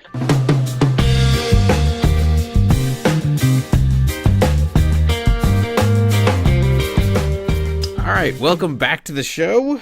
As it's time to go over some standings and some of the transactions last night. So, in terms of the standings, I don't know. Does anybody know who's in first place? No one? Okay, we can. I do. Oh, do you? Good idea who's in first place, yeah. I don't know. I don't pay attention to things that lofty. The Yes. new guy. Yeah, so the Hackettstown's Finest, 7-1 with 1,088 points. The Whalers continues to be in second place, tied with the St. Louis Blues, both at 6-2, but the Whalers have a 1,020.14 to 972.24 edge. The 1603ers on fourth could have been in sole possession of second place had they not lost to Zamunda, but they chose to do that. They find themselves in fourth with Tillitrey at 5-3. Wakanda and Hackettstown are in sixth and seventh with 4-4 records. Then you get to the 3-5 teams, the Lightning Rods and the Memphis Monkeys. Then to the 2-6, Nick and Jamie and Zamunda Lions, two of the Three Musketeers, and then at the basement, Dave's Secret Crush, Eugene, 1-7 with 988 points. So that rounds out the standings. Once again, it seems like there's like pairs. The 6-2, 5-3 pair, 4-4 pair, 3-5 pair, 2-6 pair, and then bookending is the 7-1 and 1-7 team. Interesting. Yeah, it's perfectly symmetrical. I know. If you have what is it, OCD or something like that, you could look at this and be happy. It's,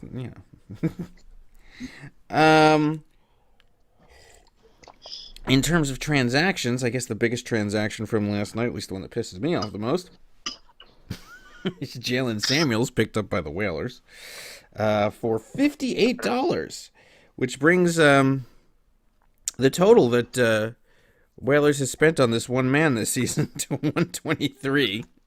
Because he picked him up earlier in the season for $65, dropped him, and then re-picked him up for another $58. So out of his $200 budget, I'm not sure if he had any left over from the auction, but from around a $200 budget, 120, more than half of it has been spent on Jalen Samuels, who I don't even know, has he gotten him any points this season? I don't know. No, I think the first time I picked him up, he went on IR.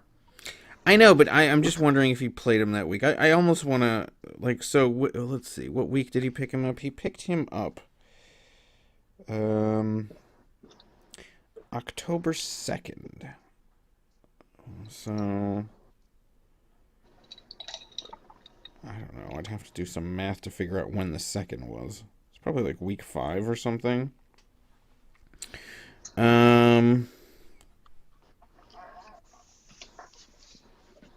Yeah, he played Jalen Samuels for a total of 3.46 points that week. On the bench. Oh, no, he didn't play him. He was on the bench. I'm sorry. So he had... That was the week that... That's right. He said he was playing his opponent that week. Or, he didn't want his opponent to be able to pick up the player. His opponent being Zamunda. So... Interesting. I mean, like... I don't know. Does he even need a running back? Whatever. I desperately need a running back, but, whatever. Can't go pick him up unless you spend $58. Is Connor out for the year? I don't know if he's out for the year. He's definitely out for at least a week, I would say. He's listed as questionable, so Yeah, it's not like... No, I know. No. Although, to be honest, this was... So, I continue to regret my trade with Nicky Baby for Connor. But honestly, this is what I feared. I feared because Connor kept going down with an injury over and over and over again.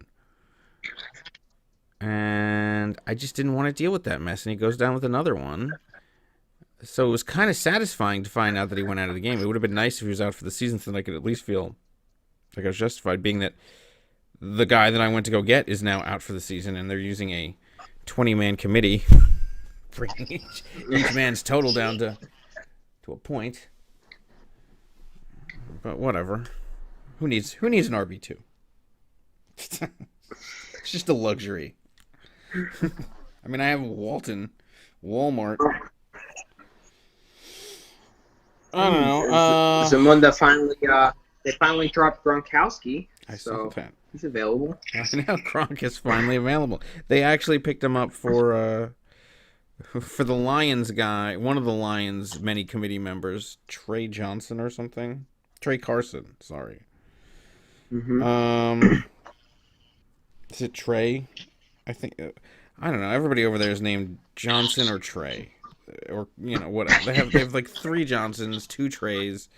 I mean, Zamunda might have a Trey, but whatever. So the other thing, I'll tell you this, the other thing that pisses me off about the Samuels thing more than anything else is that I had picked up Samuels. So Monday, I had rotated back and forth between picking up Walton and Samuels, and eventually settled on Walton, because I figured, well, he's at least going to start. It's, I'd have to wait for an injury for Connor. But of course that injury happened, so it drives me nuts, this kind of stuff. What are you going to do? Yep. Maybe any other notable transactions from yesterday? Your pickup of Madison isn't bad. It's not great. No, it's not great. Dalvin Cook is still healthy, but I mean, yeah. I don't like rooting for banana peels. It's just not. I trade him. What were you saying? Didn't you ask before we went on the air whether or not the Lightning Rods is ever going to spend any money? Yeah. I would trade Madison for cash. Can we do that? Can we trade for cash? I just want money. Just give me more free agent money. I would trade for that. I would easily trade some players for that. How much? 25 cents for Madison? 25 cents for Madison? I don't know. He's worth some fake money if he's not spending anything in the auction. Yeah, I agree. I agree with that. Give me 100. Yeah. Give me 100 fake bucks. $8 for a kicker by Tilla Trey. Is Marr really that good? No. I mean, I spent $3 for a kicker, but $8 for Brett Marr. Why are you spending any money on a kicker? Anyone? Well, I spent money on Prater because he had the highest percentage of 50-yard field goals completed. Is he still your kicker? He is. He is, and he's getting me an average of like 8 to 9 points. That's good. How much did you did you outbid anybody? Did anybody bid for him that week? No. All right, so you just flushed $8 down the toilet. And that's the week he put up 21 points. Yeah, I mean, look, whatever. I just don't spend money on kickers. Yeah. I understand spending money on defenses, especially. Yeah, I do like spending money on defenses. Yeah, but I mean that makes sense to me, But not $30 for the Dallas defense. Wait, did somebody do that? I mean, it wouldn't. Nick and Jamie. Oh yeah. Yeah. What? I don't know what's going on in Nick and Jamie world. What are they just spending cash like a drunken sailor at this point? I don't understand. The Dallas defense? Were you really worried that somebody was going to outbid you?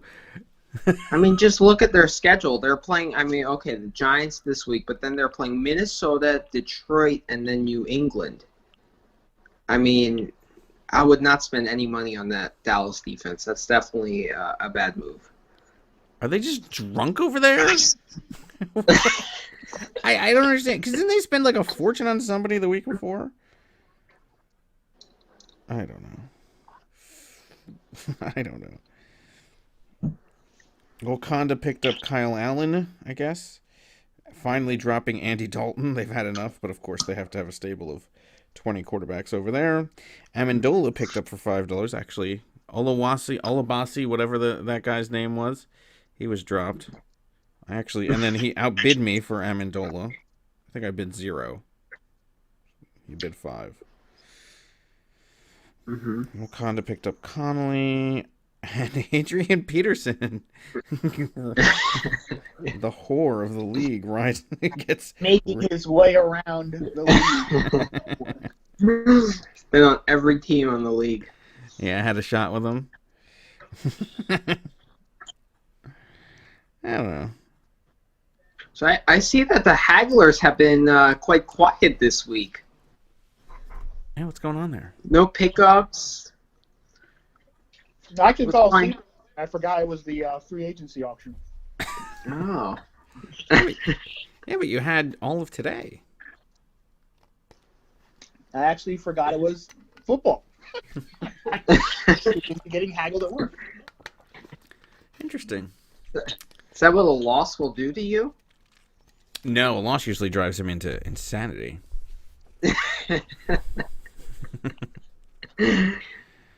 Frantic insanity. Interesting.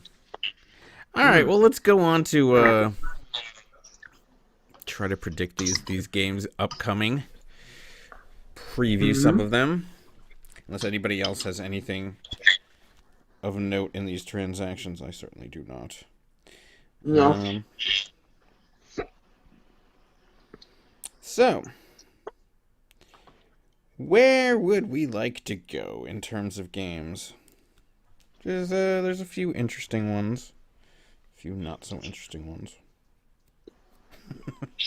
Let's start with a game between the two last place teams. So Zamunda and Dave's Secret Crush? Yeah. All right. So, the projection in this game is in favor of Dave's Secret Crush 124.51 to 110.18. Looking at these lineups, so let's see. I actually don't think that the Zamunda line, I mean, all right, Connor's questionable, he might not play, who knows. But other than that, he actually has a reasonable lineup. I mean, Trey Carson, I don't know. But I mean, these are players that you've heard of and stuff. He didn't go get his vaunted Slayton. But other than that, not the worst Zamunda team I've ever seen. I mean, I guess the real question in this game is how is Eugene gonna lose?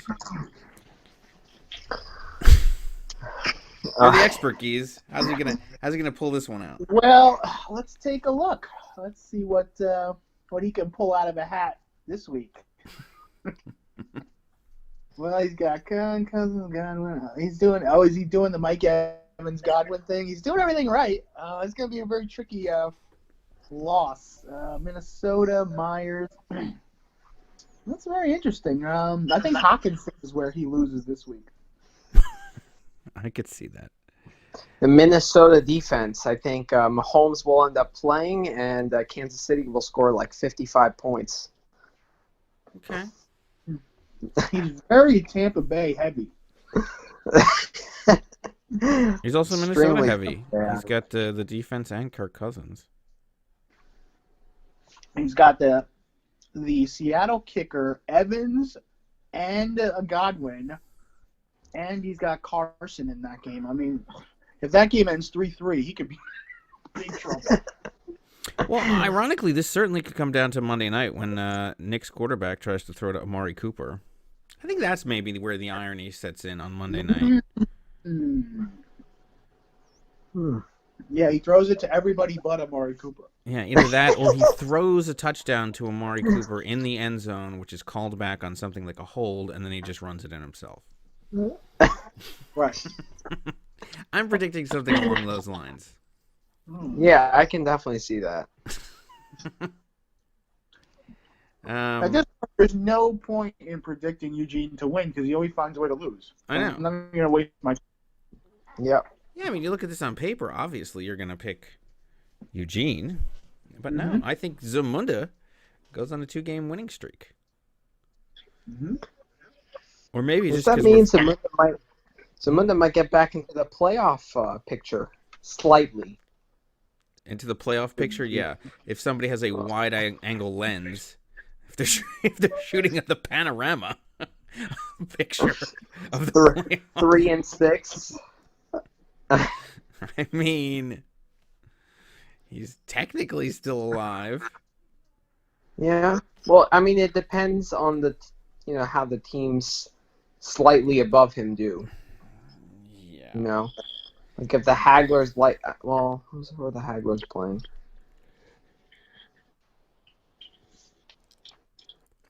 I think they're playing. Yeah. The Whalers. So if the bottom teams all lose to the top teams, which is what I'm hoping for. Why? Just out of spite?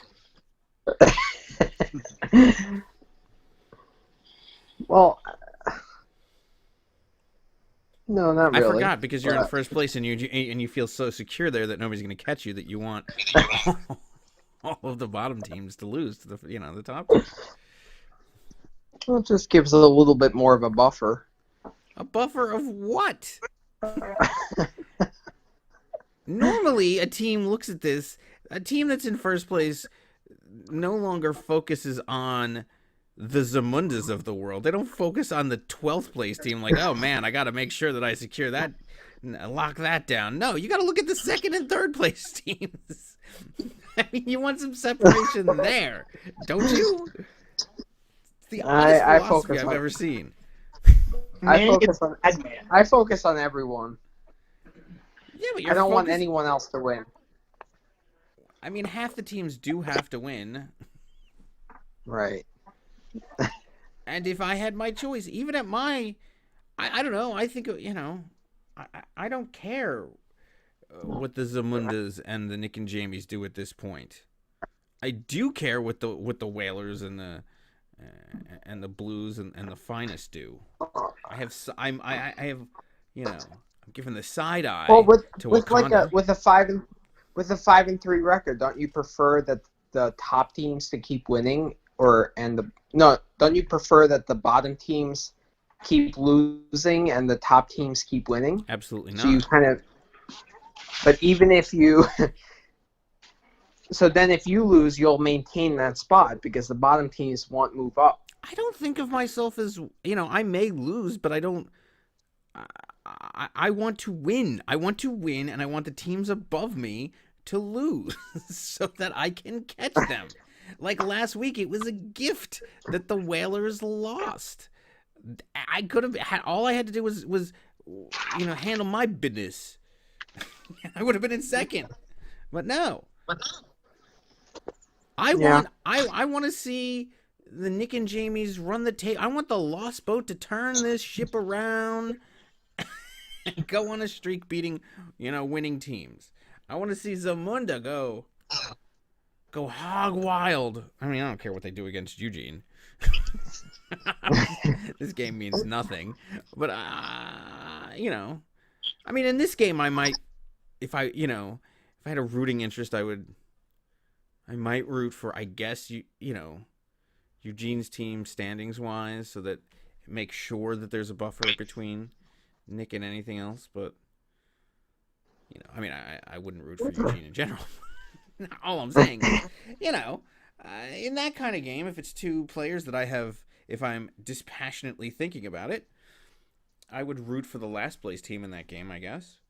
But yeah, in a game that's like second or third or fourth or any of the playoff teams versus a lower team, I'm rooting for the the team that would not be in the playoffs now, so that I could surpass them. And if I was in first place, I would certainly not root for like the second place team or the third place team. No, that makes sense. But I mean, I've always thought are that you really concerned that Zamunda is going to catch up to you? I mean, I'm not, but I think you could let that one go at this point. in a way, I'm rooting for Dave's secret crush because he's mathematically out.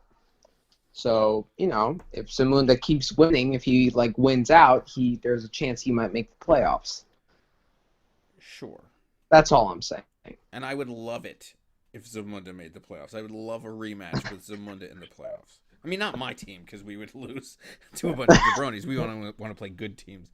But, a normal, rational team would want to play a team like that. Yeah, I don't know. that's true. We've already spent way too much time talking about the Zamunda Dave Secret Crush matchup. All right, let's move on to the next game. Let's do one little tiny leap up to Nick and Jamie versus the Memphis Monkeys. So right now the projection is in favor of the Monkeys, 124.13 to 107.14 in favor of Nick and, well, not in favor, but for Nick and Jamie. I don't know. I still think that running back core for the Monkeys is just so good. Barkley versus Dallas on Monday night, Dalvin Cook at Kansas City, and James White at Baltimore. I mean, James White might not have the best game, but other than So that, did they spend $30 on Dallas to play them for next week? Like, they didn't even put them in. yeah, they didn't even put him in. I mean, are they looking ahead? They're saving it for the Trey game. No idea. I don't know what's going on. We have to Saving them for New England. We have to get them on the show next week. I'm dying to know what's going on there. I just want to know. I want to know if they've lost their minds. I'm gonna call Jamie. I need to find out. Maybe she's running the team. Maybe she's running the team. She has the power of the purse. She's like, I want to spend all this money on Dallas.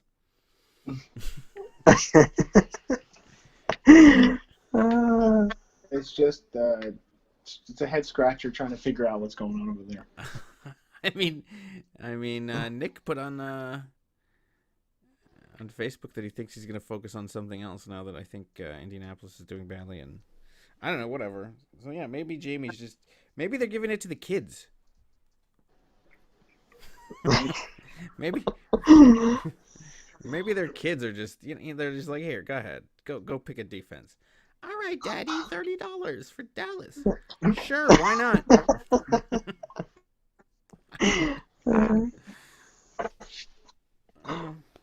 Yeah. Yeah, I mean, the Monkeys have to win this game. I mean, they should win it, and they have to win it. If they want to stay in playoff contention. I mean, if they don't win this, they're Is Nick and Jamie going to be the spoiler, taking people out one at a time? No. I don't know. Whoever faces Dallas on that week, that they go off. But other than that, no. I mean, they could play spoiler, but no. I think I mean, come on, the Monkeys are gonna win this game. Yes, I would have to agree. I mean, the interesting matchups here are Golladay versus Marvin Jones, both playing versus Oakland. I mean, other than that, Derrick Henry has been terrible. I mean, James White will outplay him. I mean, Jonnu Smith played really well and will probably outplay Graham, but and T.Y. Hilton is dependent. But, I mean, come on, other than that, the Monkeys have to win this one. They have to, and they will. They're going to come through with this. Yeah. I mean, unless Marvin Jones steals all of Galladay's touchdown passes. I mean, that's the opposite possibility. Unless Golladay I think, steals it, yeah, that's true. It can go the other way. And I think Winston also has a tough matchup at Seattle. I wouldn't start him. But, I mean, he does. Unless he wants to pick up Andy Dalton. Minshew Magic has been solid. But it's tough to pick to play someone that goes to London. A lot of the best players haven't performed well there. No, it's like playing the Thursday night game. I don't like to play anybody in the Thursday night game, and I don't like to play anybody. Agreed.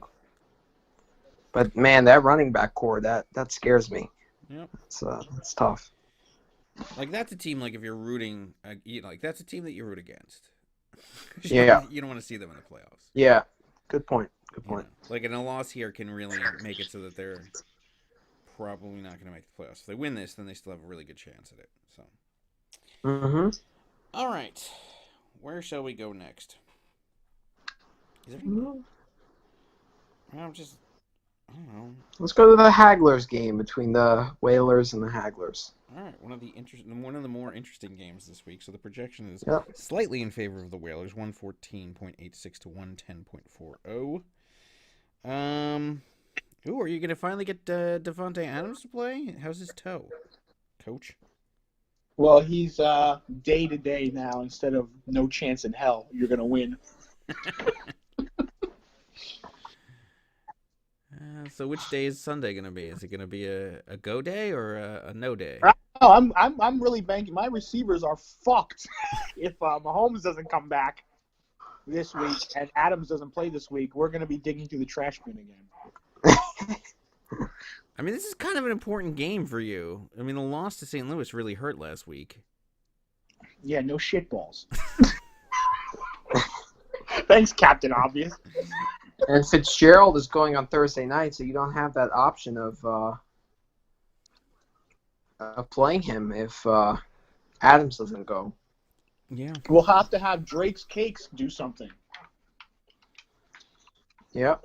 Well, we know how you like to trade. We haven't quite reached the trading deadline. I would have the Hagglers on speed dial on Saturday, depending on or Sunday morning for some kind of trade deal.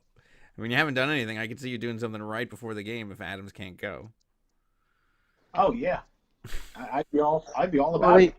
I mean, you can put Gallup in there, guy that I gave to you. You haven't had much faith in him, huh? No, not really. He's been stonehand dropping everything, if that's what you mean by faith. I mean, if he wants to gallop down to last place, he could try to do that. All right. Wow. Why is this planning on playing Samuels in this game? Is that what this is for? I wonder. I guess he's pissed at McCoy.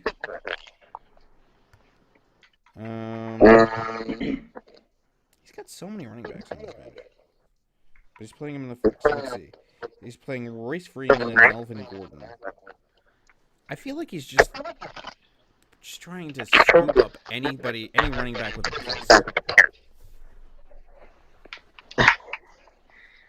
Yeah, he has like six running backs, but none of them are really that good. I know. Like if you could play them all, they would be. Yeah. Well, it would be running back by committee. Yeah, you'd be the Lions. Oh, again, another Melvin Gordon versus Eckler matchup. How many times have we had that season? Literally, they seem to play each other every week in this league. How often have these guys been traded? Because let's see. I mean, because Gordon was at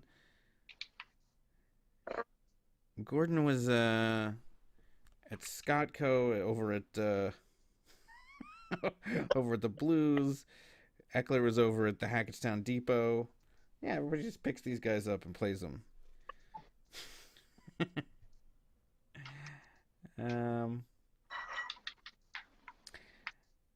I don't know. I mean, not that you're Drake's Case versus Royce Freeman. I mean, it's not that exciting. Oh yeah, I gotta go get a kicker. That's great. Jamal Williams versus Samuels. I mean, theoretically, Williams should do better, but it depends on if Connor plays or not. Yep. I mean, Stafford at Oakland. That's a good matchup for him.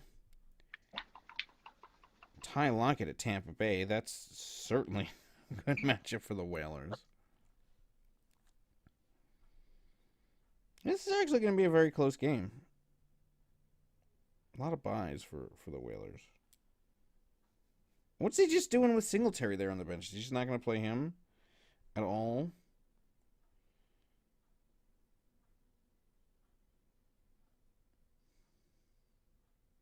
I mean, he had 14 points in week 8. He's not going to play Singletary. Instead, he's going to go out and get himself some Connor. Play Singletary. I mean, who's his matchup against this week? He's playing Washington. Really? You're not going to play him? You can trade him Drake States for Singletary. We just go back and forth jabroni.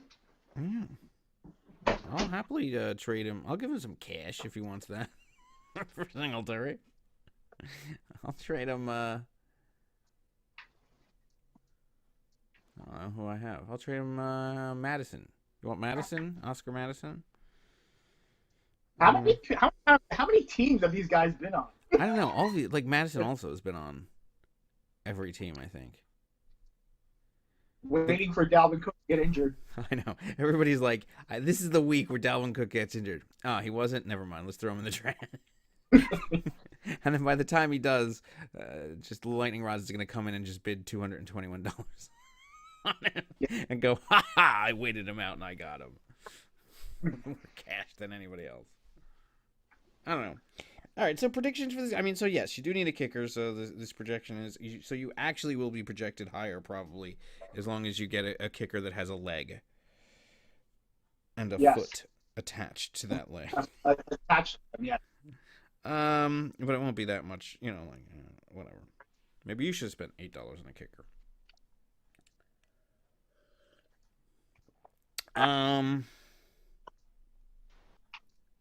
I kind of like the Whalers matchups here.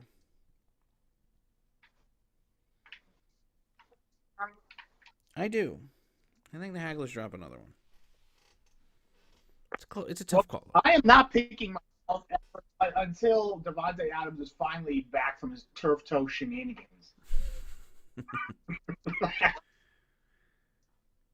I mean, that's what you get when you purchase somebody off of the hospital bed. The Wakanda Panthers meat wagon.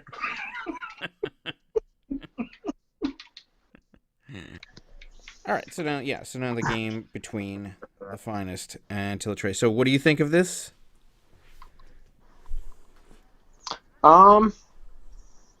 Yeah, I think I have some favorable matchups in this week. No Gurley this week, so I have to plug in Jordan Howard, and he does have a tough matchup against Chicago. But I like Chubb's matchup. I like John Brown's matchup. Rodgers and Hopkins also have decent matchups. So, yeah, I think I'm the favorite in this game, but I think San Francisco's defense can force some turnovers against Arizona. David Johnson, that's a big variable. And I think Fournette is going to go crazy against Houston. So I do too. I'm actually curious about your pick, your choice of defense here. The Giant. I mean, I know they're playing the. No, this is the Jets defense against Miami. Jets defense. Sorry, against Miami. Mm-hmm. So you think that the Miami's that bad that you're willing to pick the horrid Jets defense? I mean, because the Jets are pretty bad too. I mean, you could almost go out and pick the Jets. I mean, the Miami defense also. Miami, they just can't hold on to the ball. Like, I was watching that Pittsburgh game, and they force so many damn turnovers. I mean, because I debated whether or not to pick up the Miami defense against the Jets because they're that bad too. Yeah, it's a good point. You kind of can go either way. Yeah.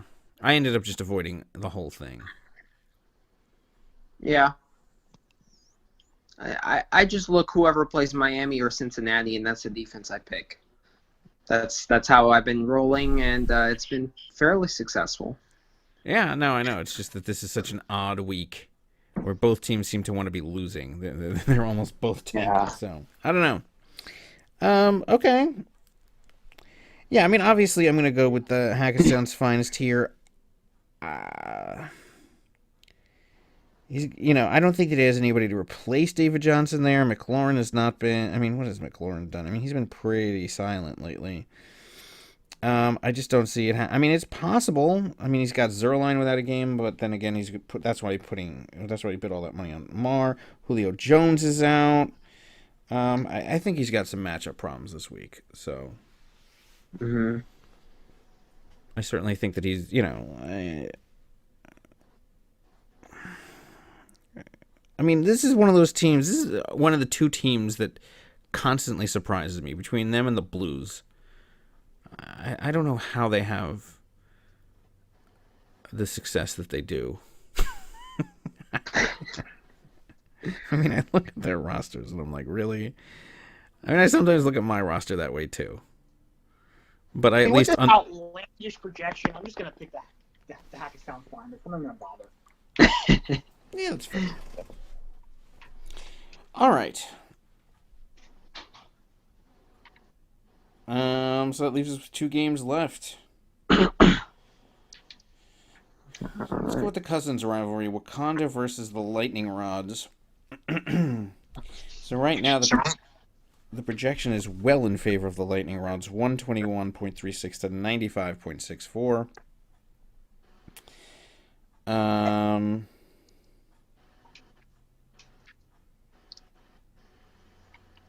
Let's see. Russell Wilson versus Tampa Bay. That's certainly productive for the Lightning Rods.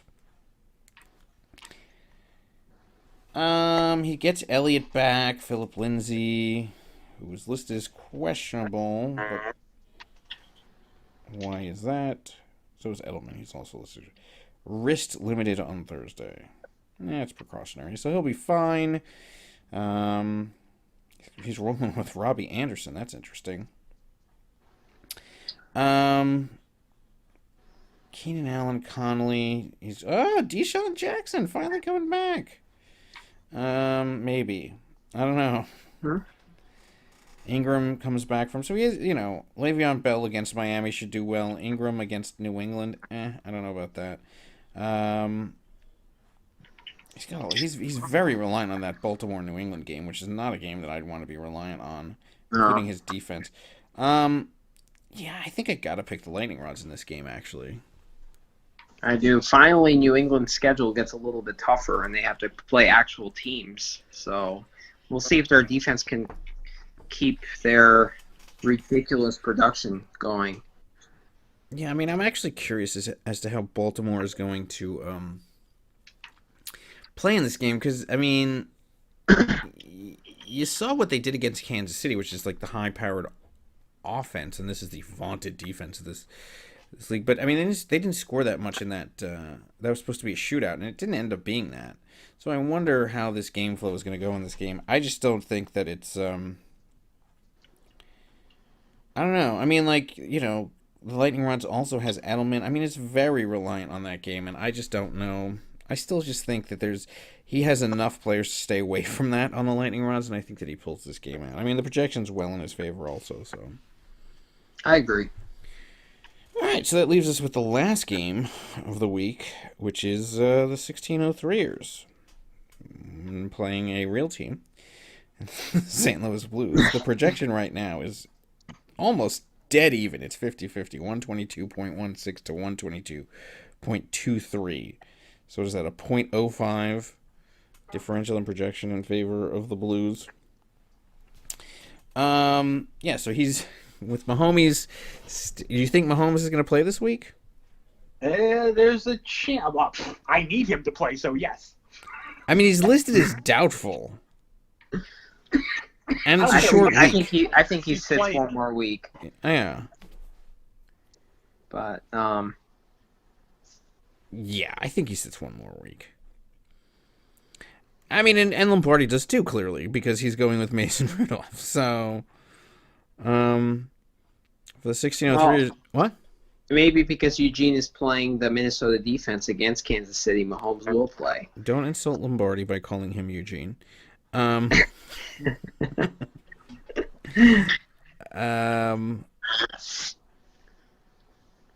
I mean, I don't know. So Rudolph versus Allen. So this is interesting. I've also decided, I mean, you could comment on this. I've decided to not play Lamar Jackson this week. Do you think that's a mistake? Oof. Yeah, oof. Yeah, that's a tough call. I mean, you got Allen going against Washington, and you have Lamar Jackson playing New England.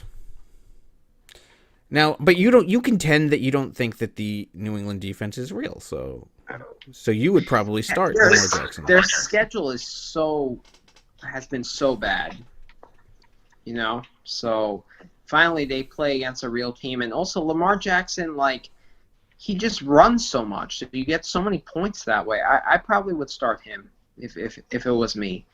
I had Josh Allen, and I started him instead of Rodgers when Josh Allen had a favorable matchup, and Rodgers just went nuts. So, a lot of times you just have to go with your better QB, I feel. It's an interesting point. Disregard the matchup. This is something we will certainly take into advisement. You remember the last time you played this game? Which Lamar?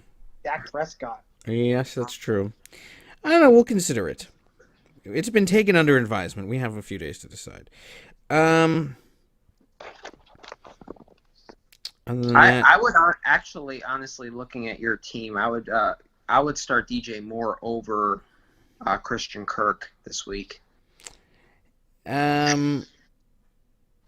Versus Tennessee, I might. San Francisco's defense, they're just so good at getting to the quarterback. I mean, Kyler Murray's going to have no time to throw the ball.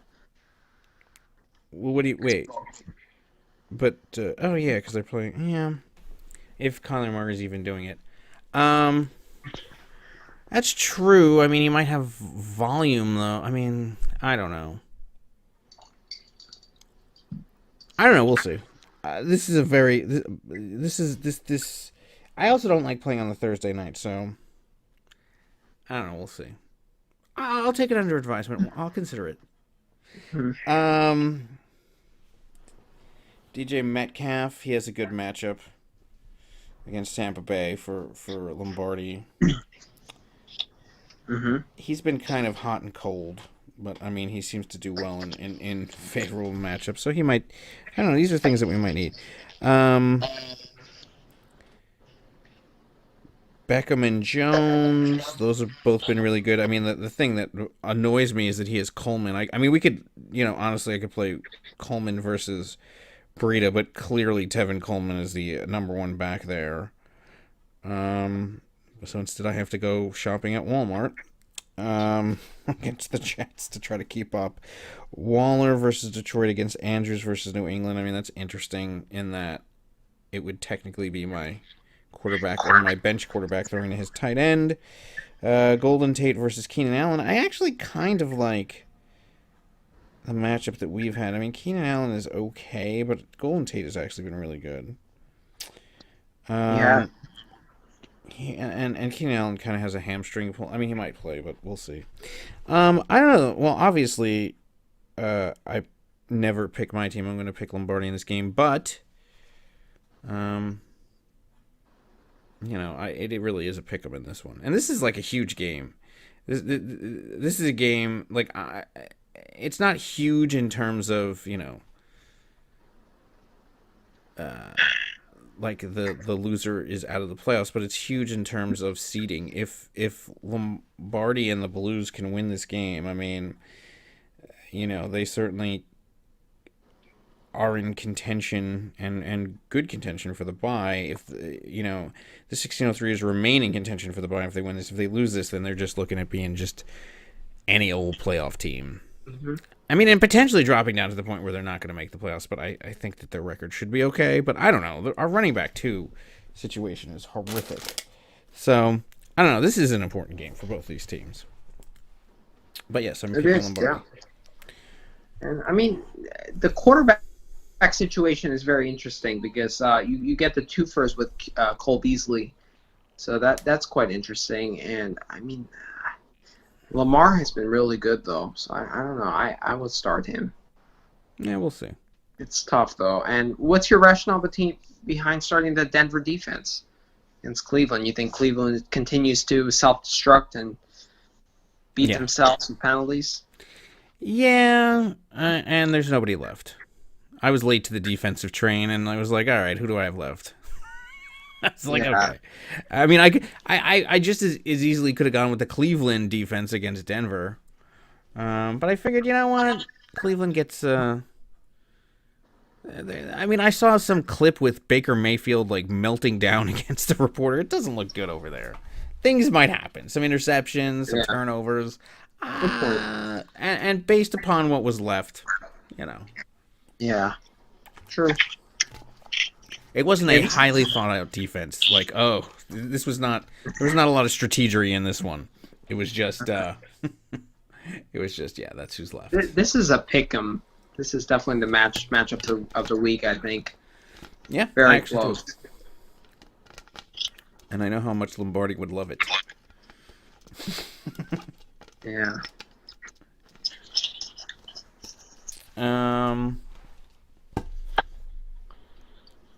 My preview passes ended for the World Series. We're going into the bottom of the ninth. What are you talking about? Sorry if I've only half been paying attention. It's Game 7. All right. So with that, for those of us who want to watch the end of the World Series, all right. Geese, what are you picking in this game? Let's go. I'm gonna pick 16-0 Tigers. All right, interesting enough. I don't care. Let's go to your lock of the week. Who's your lock of the week? This is actually a tough week to have a lock of the week. I think Hackettstown's no. I was gonna say the finest against. You know what? I'm gonna go with Lightning Rods over Wakanda. Lightning over Wakanda. Okay. I mean, who are you going with? Nah, I'm gonna go with Hackettstown's finest over Tillotray. Interesting. Mm-hmm. Okay. What game are you playing? I could clearly hear you playing. Hitting video game controllers in the background.